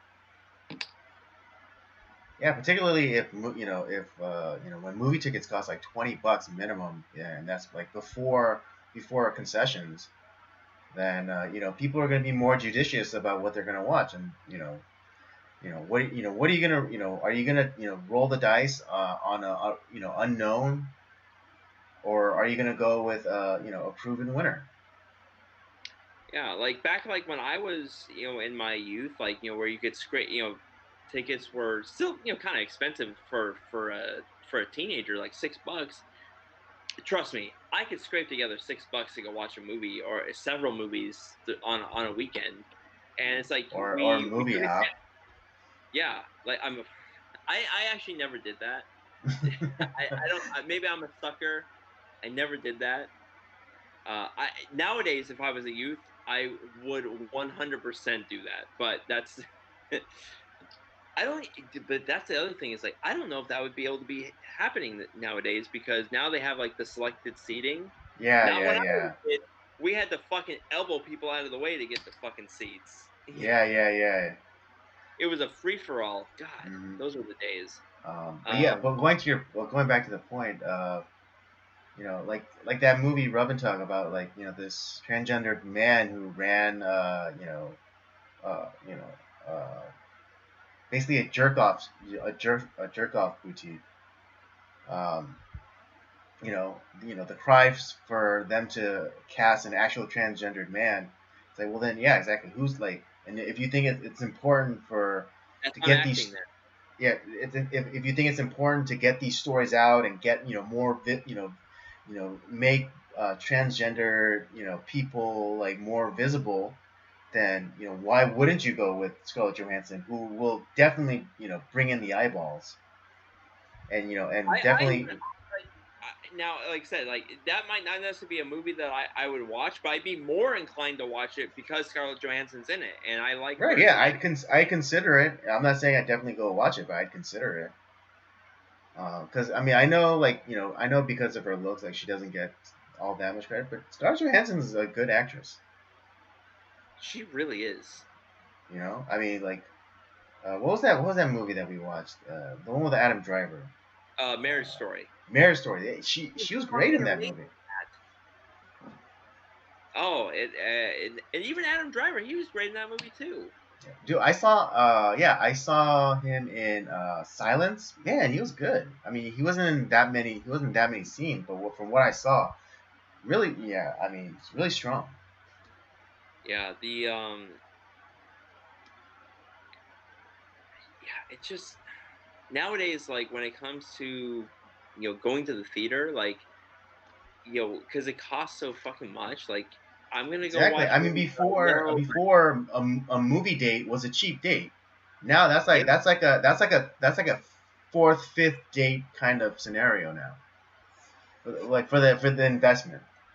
Yeah, like, but the thing is, like, I'm gonna go to movies that, like, I know I have a potential to, like, I mean, there's always gonna be the occasional flop, but, like, I'm gonna go to movies that I know I'm probably gonna enjoy, like, uh, we're gonna go watch the new James Bond movie, like, that's something, like, I might not like it, but, like, most likely, I have a feeling I could enjoy it.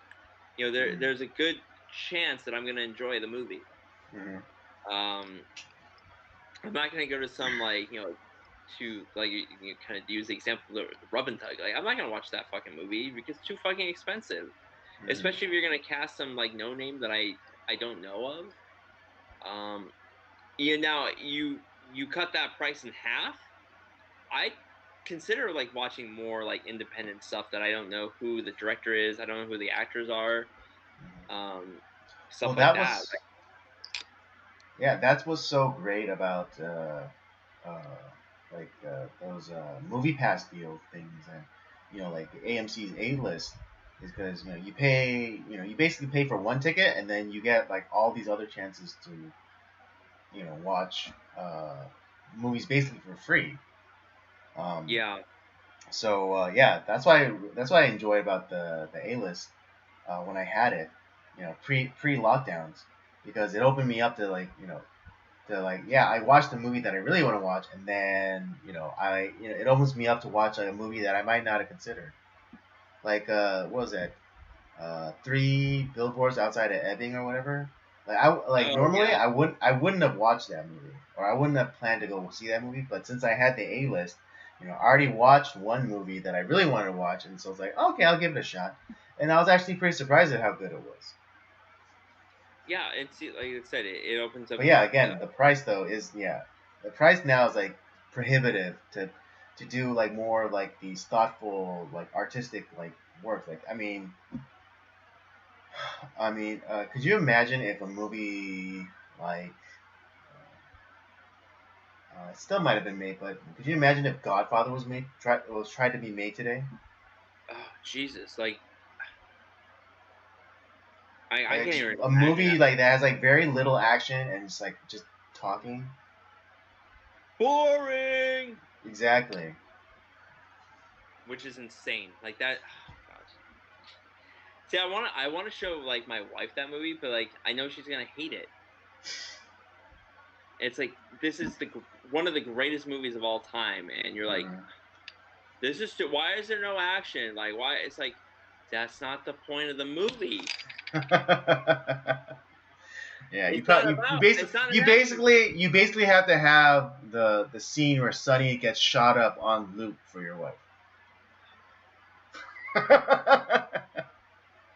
Just like, don't be wrong, great scene, but, like, it's just, like, you have to build up to that. Like, you can't. Oh, jeez. But I'm right. You're. Oh, God, my heart hurts thinking about that. Oh, All right. Well, should yeah, we we should did. we dive into the Yeah, Facebook stuff, or do you want to get into the movie review? Like, because I know we're running a little. yeah, we're running a little late. Um, well, let's just briefly touch on it. Well, let's just give our thoughts really fast. If you didn't know, this whistleblower came out recently. Uh, against Facebook, but not in the way that you might think. Initially, I thought it was just like them coming out saying the obvious, like, oh yes, Facebook is definitely censoring people. It's like, well, yeah, no shit. It's a quote, great man, the great John McClane. Welcome to the party, pal. But it ended up being something different. The whistleblower, basically was saying how Facebook wasn't doing enough to stop, quote unquote, misinformation, and that potentially the government would have, has to come in to censor, or implement more restrictions. Yeah. And so, I think those of you who watch the podcast, and the main one and this one, can guess which side of the argument that Rob and I are on. Well, we when we were talking about this a little bit yesterday, we it really feels like this is where art becoming real life in a lot of ways. Mhm. I don't know if people remember the Chappelle sketch, like where he does this whole thing about like, honey, Negroes are getting beat up by the police. It's like in Yeah, yeah. droves. Oh, yeah. It's from his stand-up special. I forget which. It's one of those early ones. But yeah, it's like when the mainstream media is talking about it, it's like already too late. Like it's people already been knowing about this. It's like, honey, like it turns out the police are beating Negroes like hotcakes. I read it in Yeah, Newsweek. It's just it, like, yeah, like, oh, honey, could you look, imagine that Facebook, is letting wild conspiracy theories run rampant on their website. Yeah, I heard about it on Dateline. It's the same event, it's the same exact thing. yeah. It's just like it's insane. Like it's like you were saying. Like I always talk about like with John McClane and Die Hard. It's like, welcome to the party, pal. Like, where the fuck have you been? Right. But well, in this case, it's not necessarily she's blowing the whistle on No, no, no. I'm Facebook just saying. censoring. Yeah, yeah, yeah, yeah. But but the idea that someone is saying like, no, no, no, the government has to censor more. That's the crazy bit. Well, that's not the story that's being presented. Like, people actually need to listen to like what this person is saying. It Hmm. is not what you think they're saying.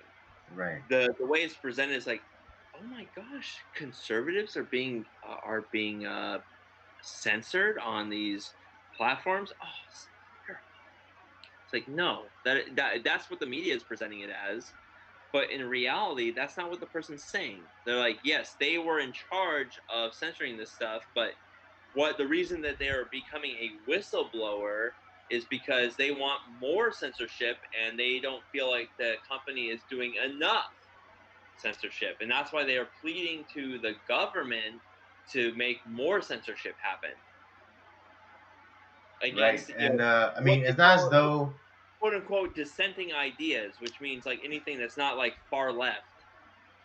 and it's not as though this should come as any big surprise. I mean, maybe it does to some people, but a couple of weeks back, Jen Psaki, basically admitted as much that the White House or the White House was directing Facebook which accounts to shut down or what information could be what kind of information could be allowed on their website or not. So it's not so the idea that the government isn't already in the business of censoring is wholly laughable.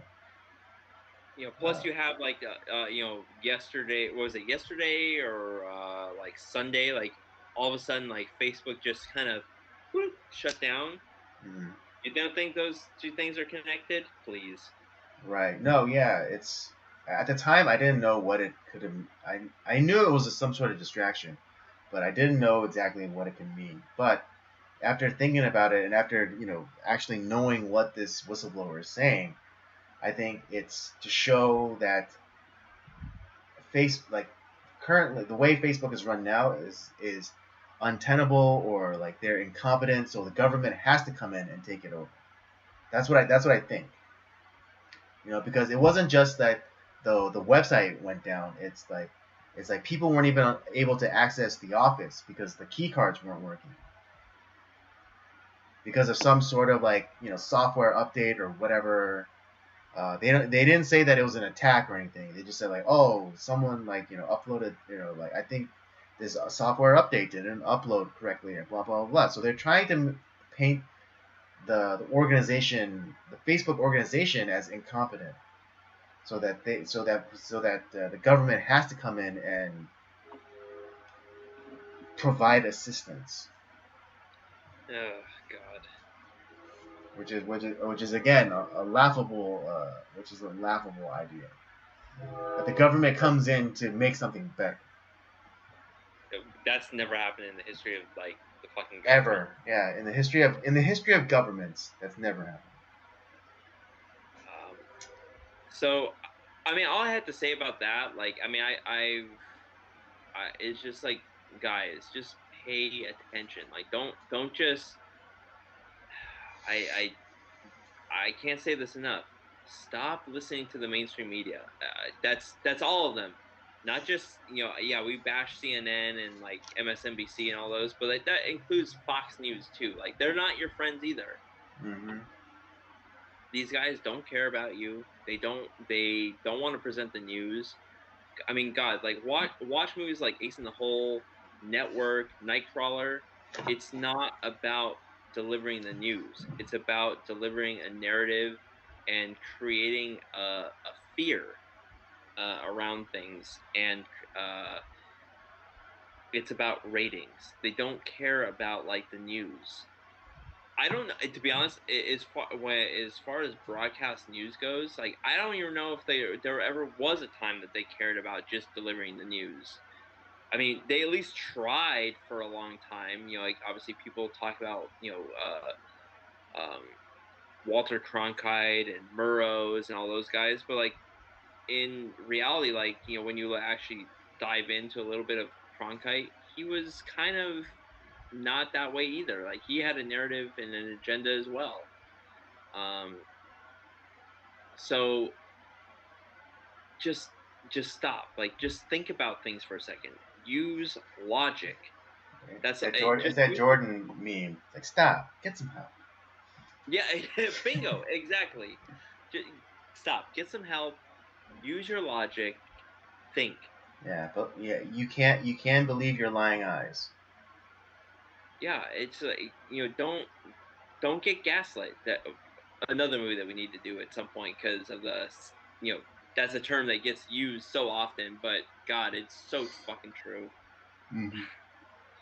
Um, but yeah, obviously that was the major thing. Like, a lot, Facebook being shut down, but it's not because like some server like broke or whatever, or failed.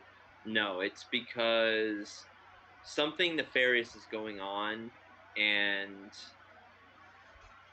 something's gonna happen.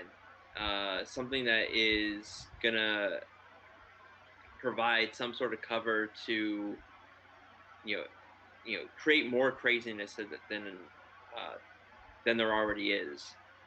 I mean, God, we're almost like full year into the Biden uh, term. Jesus, I it's know. been a fucking. Only a year. It feels like it's been 50 already. I know. It's only been a year.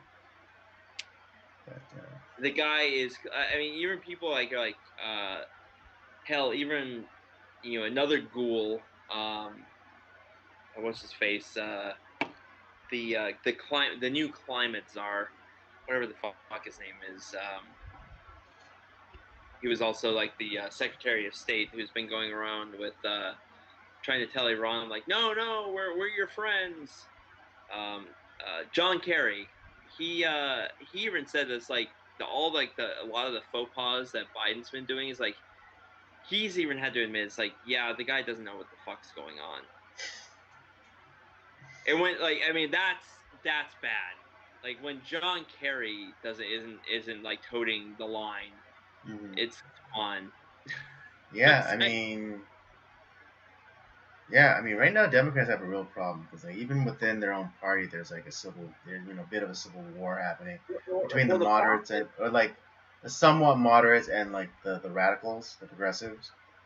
Biden is becoming less and less effective for the Democrats. They're gonna get rid of him. They're either gonna Yeah, kill I him, mean, because or yeah, they're, cause or that's they're gonna pull him out. I think that's why for one reason I think that's why Kamala was brought on board so she could appeal to like the But, radicals. but people hate her. That's the Yeah, problem. but Like, people hate her. that's the problem. Like, had it not been Kamala, had it been like someone like, hell, even like Elizabeth Warren, who's at least somewhat more likable. Not really, but like at least slightly more likable. Yeah, Uh, or at least it's just, comparatively to Kamala Harris. hell. If Biden had chosen Bernie Sanders, this wouldn't have been a problem. He would have been fucking gone Mm-hmm. already. But it's just like, my, I that's where I'm like, thank God that like I am a Christian, and I believe that things will end up the way that they're supposed to end up, and I'm not like worried at all, but it's just like it's terrifying at the same time Mm-hmm. because I feel like my vote has my rights are being stripped away. My vote means nothing. I mean, we saw that in the California election. Our vote Mm-hmm. meant jack shit. Right. Yeah. I Um, mean, people like living under like literal tyranny, like are still voting for it. And I mean, and yeah, I mean, Larry Elder had the perfect argument to all those people. It's like, if you watch the attack ads, do they ever say Gavin Newsom was good for blank? No, they don't. They don't mention a single achievement of Gavin Newsom. All they say is Republican takeover. Republicans are trying to seize power. This is a Republican white recall. supremacist. Oh yeah, we have black white supremacist. Like nothing to they they couldn't defend Gavin Newsom's record because his record is shit. You know, highest taxes in the country, highest homelessness, highest cost of living.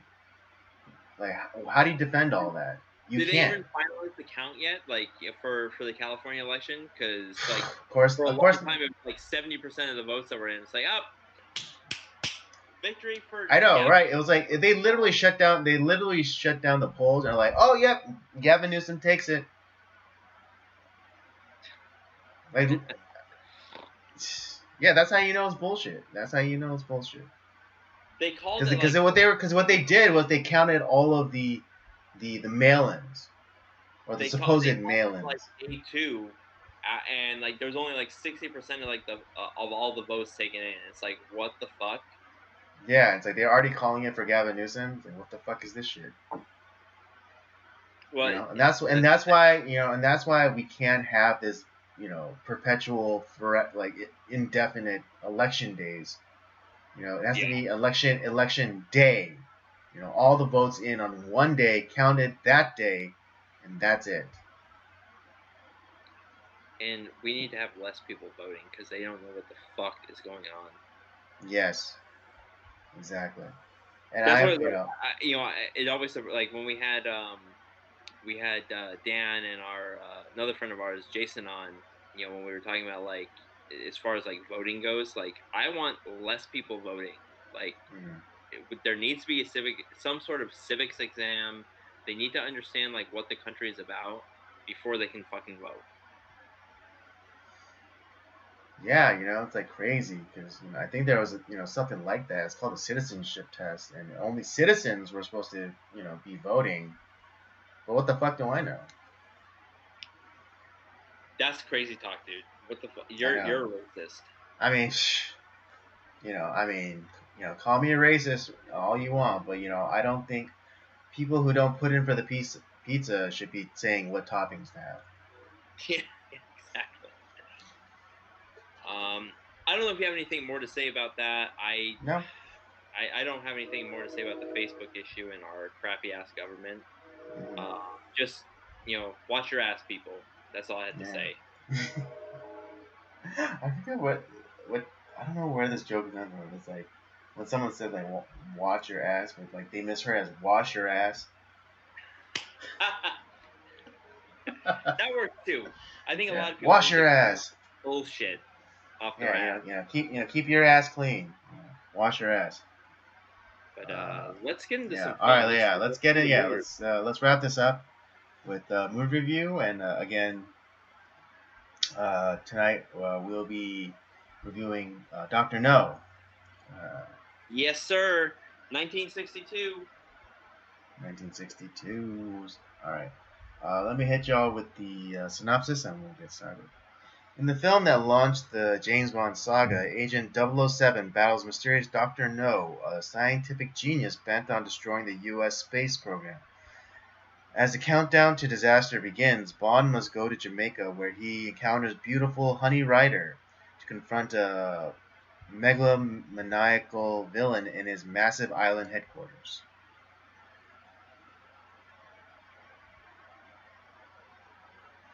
Oh, not back yet. Um, yeah, this movie.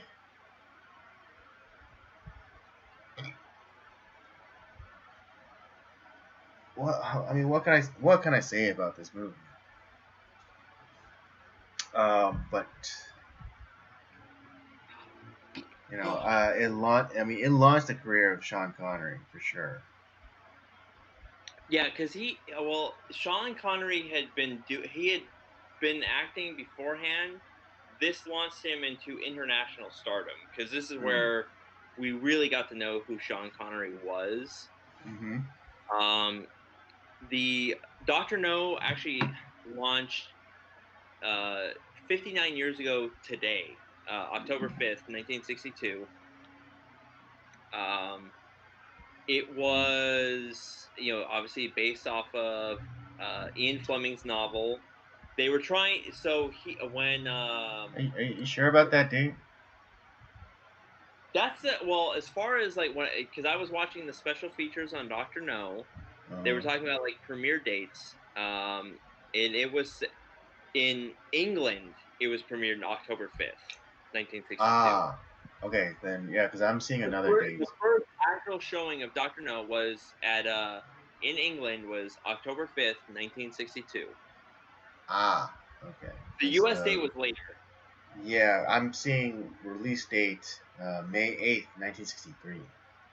Yeah, that was in America. In Okay, England, I see. Okay, sorry, I should have specified that it was in England. So okay. the the Ian Fleming was trying to shop around his stories like to make movies for his books because Mm-hmm. he'd been writing since 1953. He had started writing the James Bond novels, and he was having a hard time getting the movies made. Obviously he ended up selling it to uh, you know the Broccoli family. But he only saw. It wasn't. His first book was Casino Royale. He kept that, and I think Thunderball was the other one that he kept for himself. He sold all the rest of the rights to his books Mm. to for $50,000. And Just when big they money were back then. yeah, but they were the first movie that they did want to make was Casino Royale, but they had a problem because I think there was some other. I don't know if it was because Ian Fleming had kept the book rights to himself for Casino Royale, or if it was Mm. because of there was like some other movie that kind of had like the rights to that title or something like there's some issue why they didn't start with Casino Royale. Mm. And the thing is Casino Royale actually didn't get made until 2006 with Daniel Yeah, with Craig. Daniel Craig. Though though they actually there was a Casino Royale movie before that. It was a really shitty Woody Allen's parody film. I think that was back in the 70s, which was just don't watch it. It's not worth it. Don't watch it, guys. Um, so they ended up choosing Doctor No to be the first film, which I think is like his it's one of his later books. It was actually like written not that many years before. I think it was like written in like 58, so it's only about like 4 years since that book had been written when the film was made. Mm. Um and they a lot of um production companies are like I don't know. They didn't really want to do the film. But they finally got it sold to United Artists, which they gave them like I think like $1 million budget. So this was actually like a very low budget film for the time. Um, for 60, this was probably done like 61 $1 million. I mean, it's a lot of money back then, but it's still you think of something like Cleopatra, which like I mean they spent out the ass, and like then you have like this movie that was done on $1 million budget. It's not that much. Same thing with like Psycho, which was done on about less than $1 million. Mm. So it had about the same budget as Psycho did in 1960. So not a lot of money. Mm. Um, that's really all like the production notes that I had on the movie. Like I said, it was just like they had a lot of problems just trying to even get it made, and but yeah, that what did what did you think about the film? Like, I mean, obviously this is the first time we see James Bond on the big screen. What did you think of it, Andy? Had you seen it before? I have seen it before. It was, quite many years before. Um, but even as a kid, I thought, I really enjoyed it. Again, I mean, yes, it's not the actor who plays him is not of the ethnicity, but it was kind of, it was amazing even back then to see like represented like Asian character. Yes, he's playing the villain, but Asian nonetheless. You're right. There's actually a lot of Asians in this movie. They're Right? like Yeah, all and like, yeah, from you had like the maids or whatever, like sister or whatever. Yeah, like a lot of the henchmen were Asian. A lot of black, or you know, yeah, a lot of black henchmen as well. yeah. Um, and then and not that they were all bad guys, but like even what was it, Quarrel, the guide, the Jamaican Yeah. guide that helped him. He was black, so a You lot of also have representation there. like was it Miss Taro? She was like Oh yeah, yeah, the secretary. Yeah. yeah. Um, Actually, I should probably should ask you like since we're talking about James Bond, like how did you first come to the James Bond franchise? Like, what was your first movie that you ever watched of James Bond? I think he was Goldfinger, because I distinctly remember the opening title sequence and like being very psychedelic and but I, Max Power. yeah. He's the man. Yes. Yeah. But yeah, There's your sister's my references. dad. I think my dad fell asleep watching TV one day, and I think I think Goldfinger just came on. Came on, and and I was really drawn to it. I thought it was really fun. That that scene where it's the iconic scene of James Bond being strapped to that table with the laser beam, like slowly, inching its way, to cut him in half. A super iconic scene. Exactly. Um, The so yeah, uh, I think the Goldfinger was my first introduction to James Bond. my, I feel like I don't remember it. I have a feeling that like when I was visiting my grandparents, because my grandfather was a cinephile. Like, I mean, they had a whole huge library of like VHS tapes that I watched like a lot of shit when I was younger. Hmm. I have a feeling I must have watched some sort of James Bond film and then I just don't remember. The one that I do remember for the first James Bond film that I do remember seeing was actually in the Brosnan era was Tomorrow Never Dies, which was his second film as James Mm-hmm. Bond with Terry Hatcher, and I never remember his Oh no name, but no no no, that's not. Oh yeah, you're right. Tomorrow never dies. yeah, that was Terry Hatcher was the Bond girl, one of the Bond girls in that movie. That's right. Oh yeah, Michelle Yeoh was the other one. Yeah, another Yeah, Asian. I was thinking of World's Not Enough. But continue. Yeah, yeah, but then it was also the bad guy was I don't remember him in any other movies, but I just remember him from the Infinity commercials from like back in like the 90s. I don't know if you remember that, Andy. Let me I look forget it up his real name, quick. but he was in like he used to sell Infinities on for he was a spokesperson for the Infinity for a long time. But that was my first remembrance of James Bond. But ever since Wait, then, like, the villain, yeah, the villain. Jonathan Pryce. Yes, I couldn't remember his name. He sold and he was a spokesman for Infinity. Yep. Oh, he plays the governor in the Pirates movies, the Pirates of the Caribbean. Yes, that's right. Okay, that's right. That's the other film I remember him from. Yeah, he's Yeah. a great actor, like good character actor. But that was my first run in with Bond, and I've loved him ever since. And like I ended up about like 2 or 3 years ago, I was like, I need to watch like all the James Bond films, and I went back to the very beginning with Doctor No, and I did a Bondathon. I watched them all. The only ones I didn't see that I haven't seen yet were the Timothy Dalton ones. I haven't seen that his two movies, but I've Wait, he seen only did all. two? He only did two. And actually, he wasn't even supposed to be in those. They wanted Pierce Brosnan way back in the 80s, Right, but he Remington Steele. Remington Yeah. Steele. Yeah, which is like a great show. I really love I actually really like Remington Steele.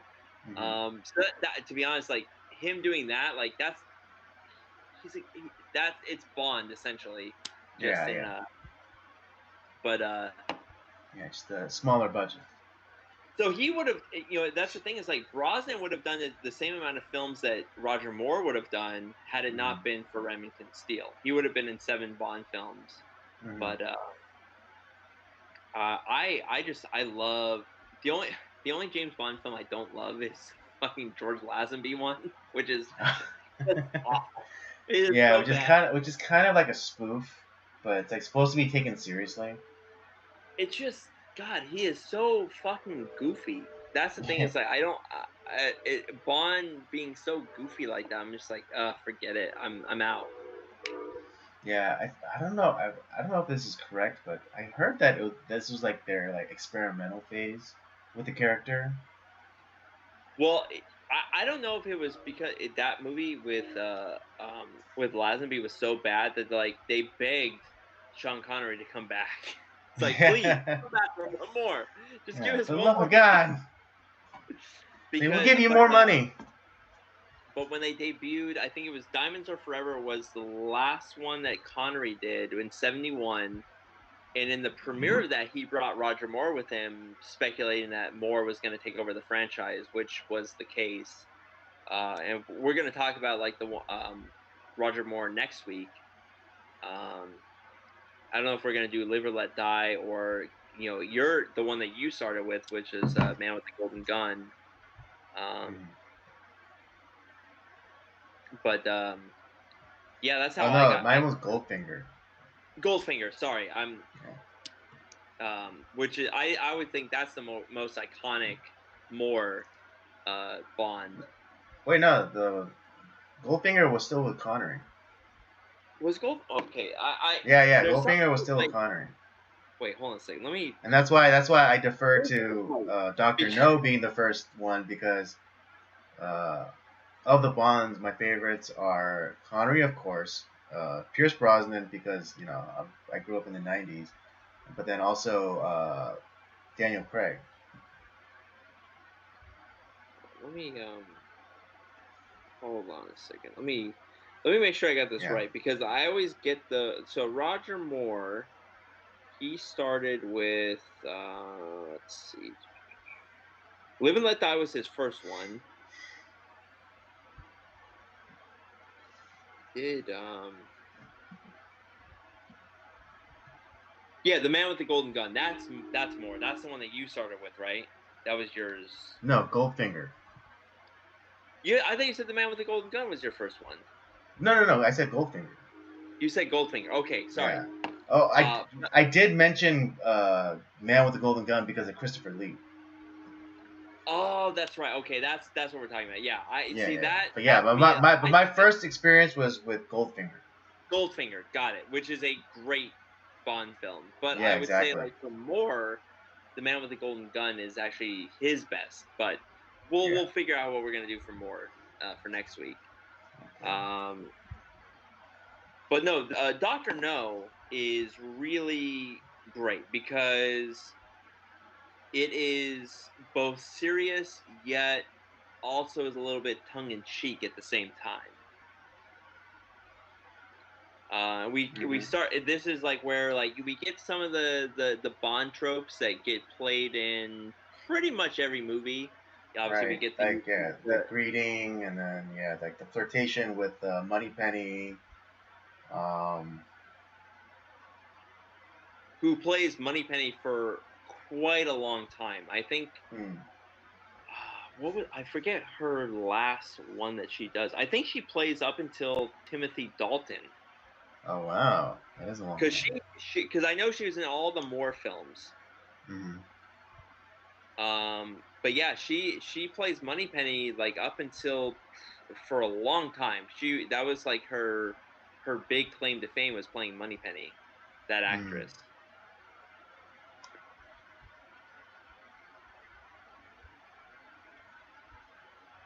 Oh, Lois Maxwell. Yeah, Lois Maxwell. She plays Moneypenny for quite a while. Mm-hmm. Um, do we get obviously we get the Bond girls, which are always like kind of a big deal. Mm-hmm. Um, this one like there's the And it's all the it's well is it all the women that appear in Bond films that get that moniker, or is it the ones that are only highlighted? Because I mean, if you want to be no, if you want to be it's technical, then no. I would argue it's all the girls that play in there because usually there's usually two. Like one of them turns out to be kind of right, evil, right. Oh no, but then there's also the initial, like, because what is it like, the initial one that kind of just like for fun, hmm you know like the like you know like the in not Doctor that No. doesn't have anything to do with the story, but just kind of like initial meeting, and then like it's like, oh, I'm not busy right now. It's like, oh, neither am I. Maybe we should get Yeah. together. Well, in Doctor No, we get the initial one is the lady that's playing Baccarat Yeah, with Sylvia Bond. Trench. Yeah, Sylvia And Trench. yeah, she's up until this most recent iteration with Daniel Craig, she's the only Bond girl that has been in two movies because she's in the very next Connery film with Oh, she's in the second one, whereas like the chick that plays what's her the uh the blonde that was in Spectre, she's gonna be in the No Time to Die, and that's the only second time that like someone's played. oh, that's right. That's right. Yeah, that's the only time a Bond girl's been in two movies. Mm-hmm. And then obviously the most famous female that was in this movie was Ursula Andress, who we Mm-hmm. actually never hear her real voice in this movie. Oh, it's Her dubbed. her English voice is dubbed and her singing voice is dubbed. She sings, or supposedly. When we first see her on the Oh beach, yeah, she's that's that little tune that she's humming. yep, Yeah. that's Okay. but we actually never hear her real voice because I don't Oh think she wow. spoke English Ah, I see. because she's from Sweden, I believe. Yeah, one of the Nordic countries. Yeah, but yeah, so her voice is actually dubbed in this film. We actually never hear her Ah, real voice, interesting. just like Interesting. Claudia Cardinal in Once Yeah, Upon yeah, a Time in the West. Um, but yeah, like all like the tropes. Like obviously we get like the cool like intro um yeah. I musical mean, intro. yeah, whoever composed the title or the title theme for James Bond, genius, just absolute genius. Because really, no movie is actually like outside of like the James Bond movies, I can't think of a single movie that does this anymore. Like kind of the extended intro with the music and like kind of Mm-hmm. the crazy graphics and Mm-hmm. um, I mean I know like Marvel kind of does that like in their credit sequences now, Mm-hmm. but or Pixar kind of does it with their movies and the credit Mm-hmm. sequences. But as far as intros go, there's no Right. movie does it right at the beginning. Right. And yeah, that's one of the things that confused me early on when I was a kid, because it's like, is this movie starting or ending? Yeah. Well, Because and the funny because like, like yeah, because that title sequence goes on for so long, and like they also do the credits, so it's like, is this movie over or is it starting? And yeah, so you, as and the a funny young child, I was confused, but I eventually figured it out, and the yeah, I always enjoyed those opening title sequences. I love it too. And like my that's the thing is like my wife was watching she was watching all the Daniel Craig ones with me, and she's like, "Can we like skip the intros?" Like, no, Fuck we you. cannot skip the and arguably, I would say like the two opening sequences I love the most are "Live and Let Die" with Roger Moore. I love that intro song with Paul McCartney, and then "Skyfall" with Adele. I mean, those are Yes. awesome. Oh my God, Skyfall. I love that song. It's on my playlist for like my music. Like Mm. it's just so good. Yeah, Um, I mean, just like, beyond being like, beyond being like a good title song, it's just a good song, yeah. and it's just performed so well by Adele. I really want to hear how she sounds after she lost all that weight. I think she's put out some songs. I think she sounds the same, to be honest. Okay, because sometimes like some people sound differently, when When they they're lose weight, heavy. yeah. You know. Um, but so the opening song for Doctor No is Three Blind Mice, which is Yeah, I such a know. weird fucking song. It's like what? I was I like, know what? it's so I forgot. odd.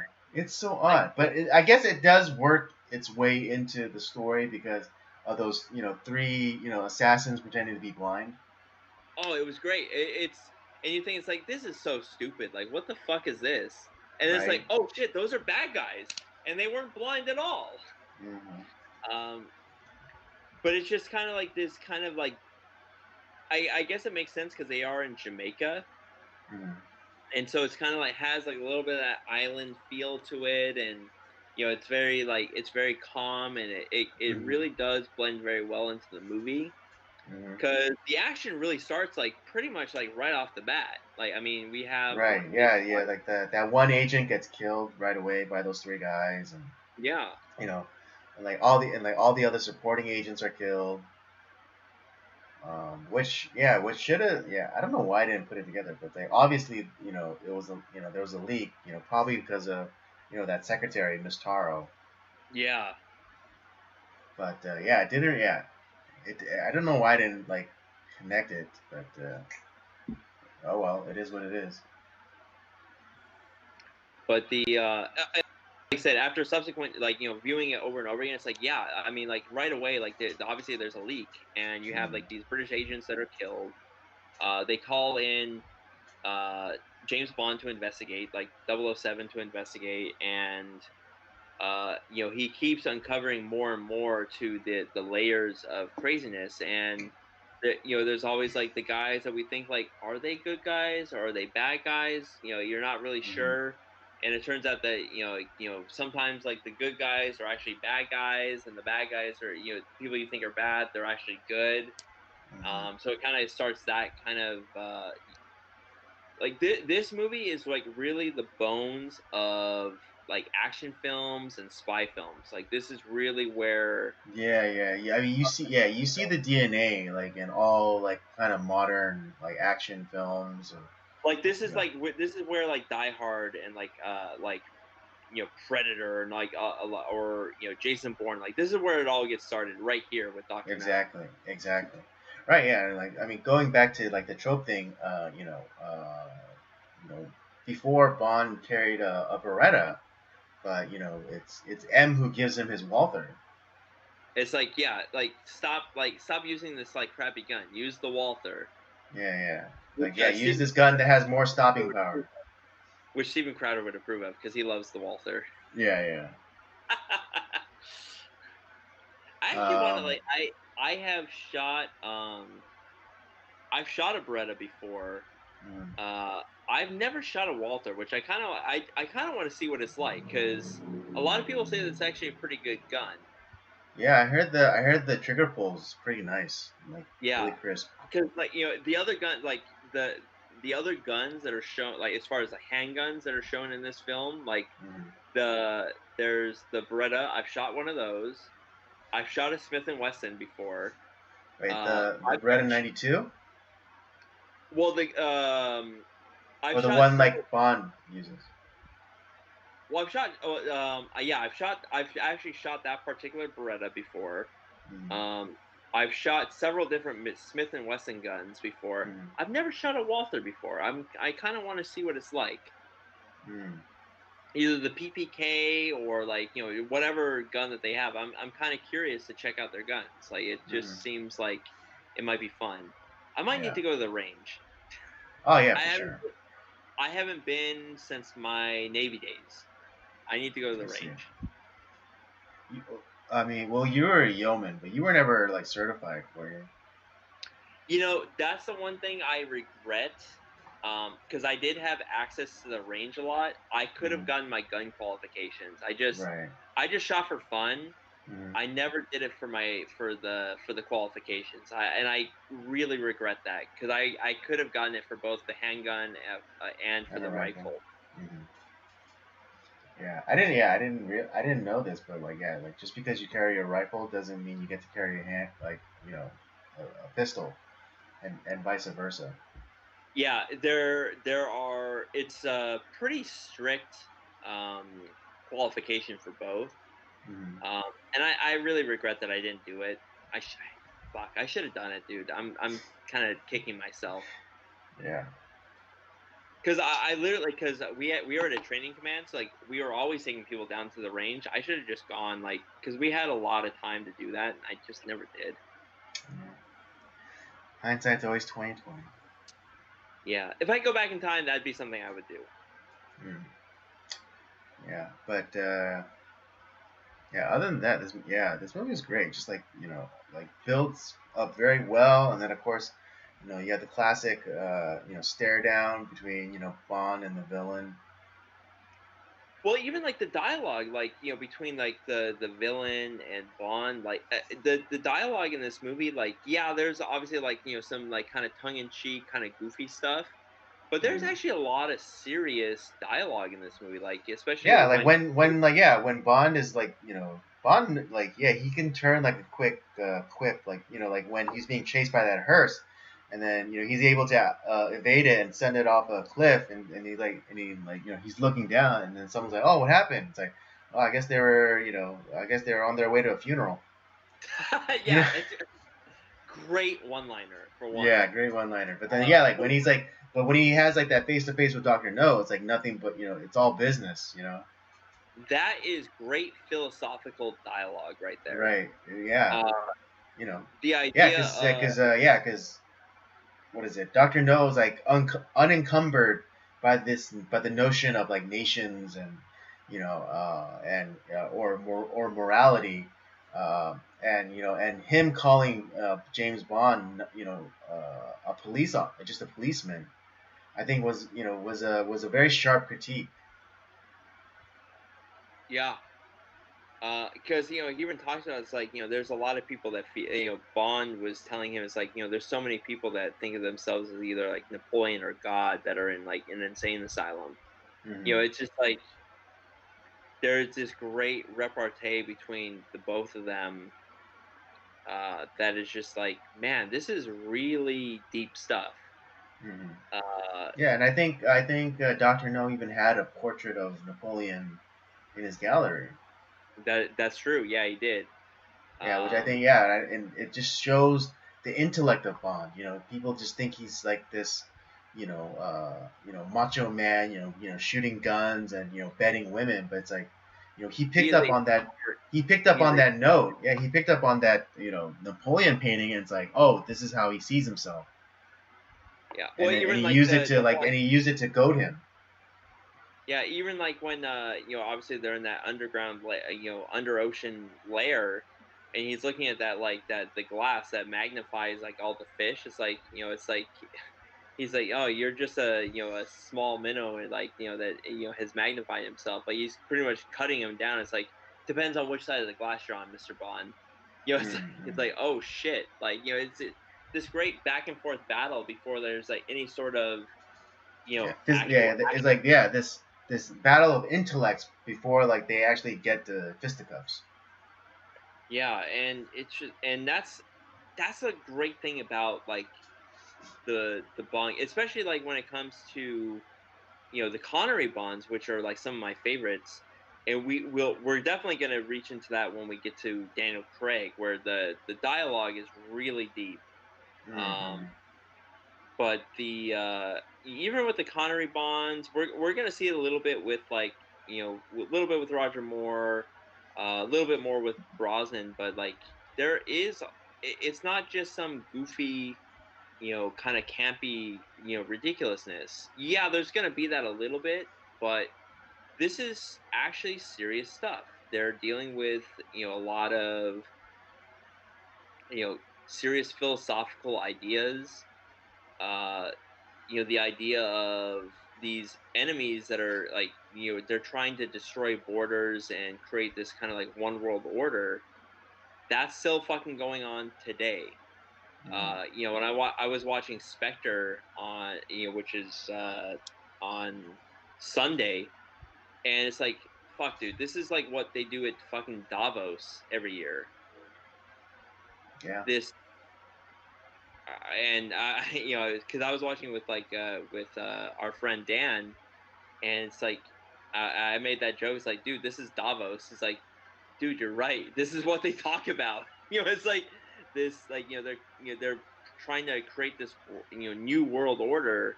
Mm. Breaking up the world. Like that's what Spectre is doing. And that's happening right in this movie with Doctor No. He's part of Mm. Spectre. He's trying to Right. create this. He's trying to disrupt the boundaries of countries and all this shit. Like it's crazy. Exactly. Um, but I just I think this is I don't necessarily have like a whole lot of I didn't have a whole lot of notes on Doctor No Mm-hmm. today, like other than like some of the pre-production stuff and like kind of just talking about Bond in general to start to kick us off. Um, but I would say like this is one of my favorite Bond movies. I think it's Connery, what Connery really at his best. Like I think he really cared about this film a lot. In subsequent films, like I think he gets kind of tired of the role, Mm-hmm. kind of like Daniel Craig, in a sense. But Mm-hmm. this is where I think we get like the best of Connery. Some people might disagree with me, but I think this is the best of Connery as Bond. I like the acting. I like the storyline. And the best part is like, we this is really one of the first films where we know we're going to get a sequel. Like it leaves it wide open for a sequel. Um, Mm-hmm. where I there's been like a lot of films beforehand like I can't really think of a movie that would have a sequel. There's not really anything that's yeah, there's been like ambiguous endings, but you're not thinking like, "Oh, they're going to make a second movie." Here it's like Right. I make a second movie. Yeah. And again, it goes back to like that DNA of kind of the action film because yeah, like the idea of like these endings that leave it open for sequels. Bond. Because other every other film is usually just like you know it wraps up, resolves everything, and wrapped up. It's like all right, that's the end, no more. This is real. I mean, I could be wrong, and if I'm wrong, please tell me. But this is the first franchise. Yeah, I mean, particularly like how we think about franchises, then yes, you're correct. I think you're correct. Yeah, because this is obviously before Star Wars, before Die Hard, before Terminator. Mm. This is Before those Aliens, before aliens. Yeah, before even Marvel. Those franchises owe everything to James Bond because this is the start. Mm-hmm.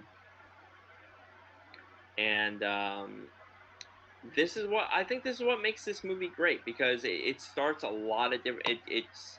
You're seeing a shift in thinking in Hollywood, where it's like we can make a bunch of these fucking films because all the books are really. I now I haven't read the books, but like people obviously believe in the books. They think they're great. It's like, and by that time there's like 10 books already, so it's like right. So there's a lot of source material.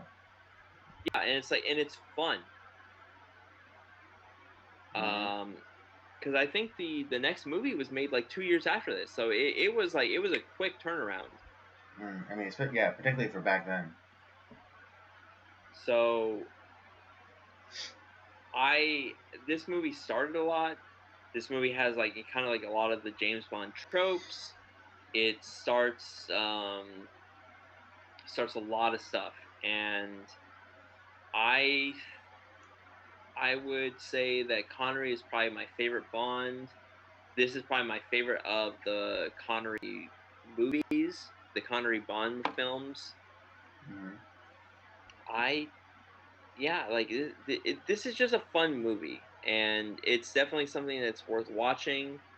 Um, if you're looking, obviously, like for people that have grown up, recently they've been watching like Die Hard or Jason Bourne or the Daniel Craig Bonds, like, and that's kind of they're the more of the or Mission Impossible. Those are like if those are the movies that they grew up on. This might not necessarily be the movie for them, but I really love this movie, like, because this is really the start of like the spy movie. Mm-hmm. Um, this definitely spawned Mission Impossible, the TV show. Right. Um, Yeah, no, this totally. Because like IMF versus the Syndicate, that's clearly MI6 Yeah. Oh, and clearly. Spectre. Yeah. So this movie really got a lot of things going, and people wanted to make their own copies. Some of it great, some of it not so great. Um, I love this movie to death. It's something that I think every Bond fan should watch this movie if they Mm-hmm. haven't seen it yet. And it doesn't matter like where you started. Like I said, I started in the Brosnan era, and I went back and I watched everything, even the shitty ones. Fucking George Lazenby, Right. terrible. But again, Robert's a masochist. So. But yeah, go back and watch a couple of the Connery ones. Watch some of the Roger Moore ones. Watch Timothy Dalton. Watch Pierce Brosnan. Watch Daniel Craig. And like every actor brings their own thing to it, and some of them are more like tongue in cheek and more fun, kind of campy. Others are more serious and dealing with like serious issues. But they all bring their own thing. They're all worthy. But I think this one deserves a lot of credit because this is the one that kicked everything off, and it has some comedic moments, but it's actually a very serious movie. Mm-hmm. Absolutely. Were there any other like scenes or things that like you were thinking of about this film that like kind of really piqued your interest that you want to talk about? Not particularly. Although that opening scene at the Baccarat table, when he introduces himself, for some reason, I've always remembered it like him wearing the white jacket. I thought that too. That's but no, it's not the white tux that he Mm, wears now. I think that's a later movie because he actually never wears a right, white tux in this film. right. Exactly. That's why I was confused because like that iconic shot of him like lighting a cigarette like Bond, James Bond. That's I remembered that, but it's like I always remembered it, and maybe that's just me misremembering it. But I always remembered him wearing the white jacket. I think he's also the only Connery. I think is the only Bond that smokes cigarettes. Yes, you're right. Yeah, because I Roger don't Moore remember. does smoke the occasional pipe, but he Ah, never. I don't remember him actually smoking cigarettes. hmm And I can't speak for Dalton because I don't know what he about his, but I don't think Brosnan or definitely I know Craig doesn't, but yeah, like Craig didn't. there's no cigarette smoking in those films. Like I think Yeah, Connery is the only one that smokes cigarettes, which is but I accurate for think the right. But I also think that is accurate for the books too. I mean, again, I haven't read them, but I think Ian Fleming wrote it that Bond smoked cigarettes. yeah. But yeah, and interestingly enough, Mr. Reagan says that if he were, because there was like this recent kind of non-controversy about James Bond actually being a rapist, but He's not.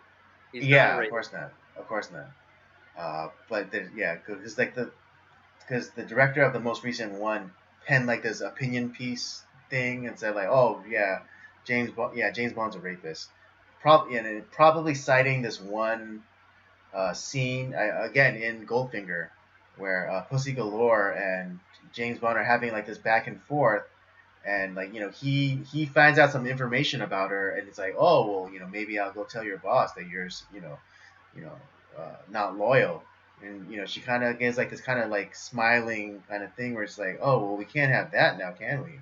It's like it's like I'll do anything for you to keep your mouth shut, wink wink nudge nudge, and then they go and proceed to have sex, and I think that's what he's like, like, oh, like he coerced her to have sex. It's like No, he did that's not. how, yeah, exactly. That's how you know that these people have never had like has never had sex like with a willing partner. There's Either, I plenty mean, of and I times like and I mean that either, I meant that strictly as like they buy hookers. yeah. Um, Well, that's the thing is like it's funny because there's so many times where like my wife is like, "Oh no, don't have sex with I don't want it." It. There's a difference between like, "No, I don't want it," and "No, don't do it." It's like oh yeah, yeah. It's where like, yeah. What is it? That Bill Burr line? It's like there's a difference between it's like stop it and stop it.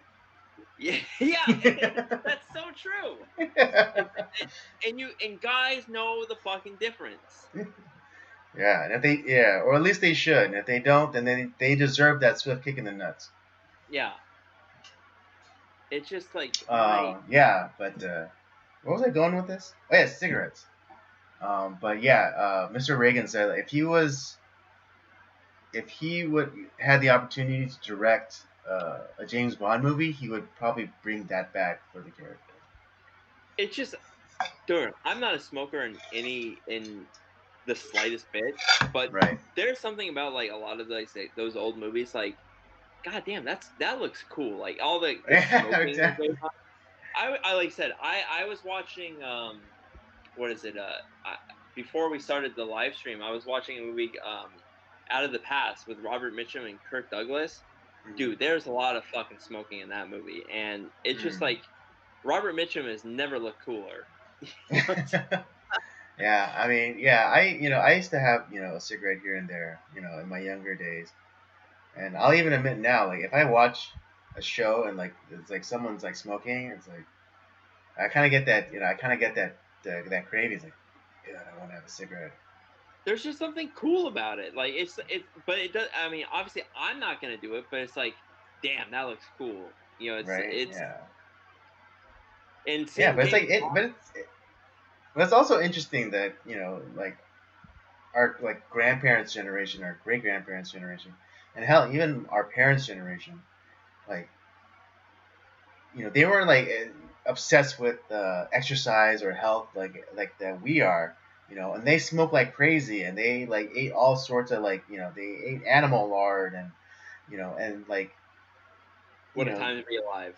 right now what a time to be alive, and they would smoke like 5 packs a day, but like you know nary was there a case of like cancer, or nary was a case of like extreme obesity. Nope. I mean, I'm not claiming anything, or I'm not advocating for smoking or like poor life decisions or whatever. But I'm just pointing out an observation that back when we were less obsessed with health, and we were less and we cared less about like what we weren't as scrutinizing as we are today about what we put into our bodies. People seem more healthy. Yeah. Again, I'm not making any claims, or I'm not advocating No, for I'm not saying you are. Like yeah, I, but I'm in agreement with you. Like there is something to that. I have strong feeling there's something to that.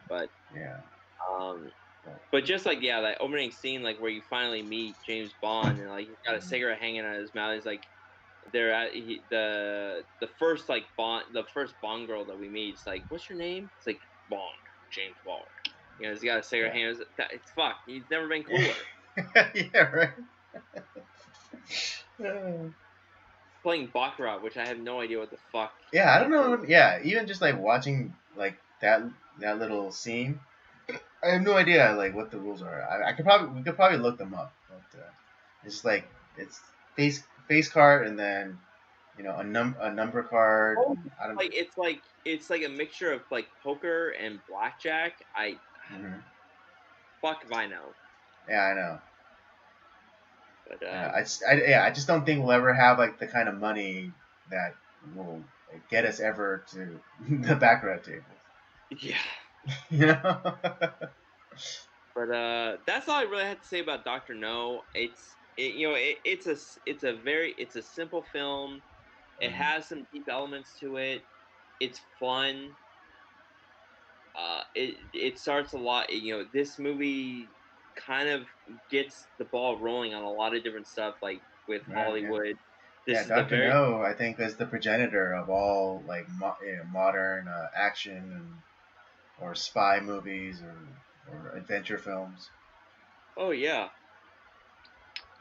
So right. Yeah. this is one you gotta watch. Hmm. Absolutely. All right. Well, yeah, I think that's all we have to say about that. So let's give our ratings, and let's wrap this bitch up. I'm gonna give this a. I'm gonna give it a 3.5. It's I love this film. I do. Hmm. It's not perfect by any means, but it's like I said. There's a lot of cinematic archaeology here. Hmm. It it had I just it's fun. It's not Hmm. like I said. This is no Casablanca or anything like that. It's not like a super deep movie per se. It has some deep Hmm. moments, but it's a great film. It's fun. You watch it, you have fun. That's the point of James Bond. You have fun. Hmm. And damn if I didn't have fun watching Doctor No for like the 10th time. Word. Yeah, for me, I'm gonna go just one above you, and I'm gonna give it a 4. Because I'm highly valuing the fun factor of this movie. It's so Um, much fun. it's so much fun. It's great escapism. It's just like you just want to shut your brain off and just enjoy the ride. You know. Cause we all want to be fucking James Bond, Yes. the coolest dude to ever exist. Exactly. Yeah. Cooler than the Fonz. Cooler than Any character I can think of. any character you can think of. Just like compare them to Bond. It's like doesn't even hold a candle. So that'll be our review tonight. For Doctor No, Robert gives it 3.5. I give it a 4. Definitely recommend.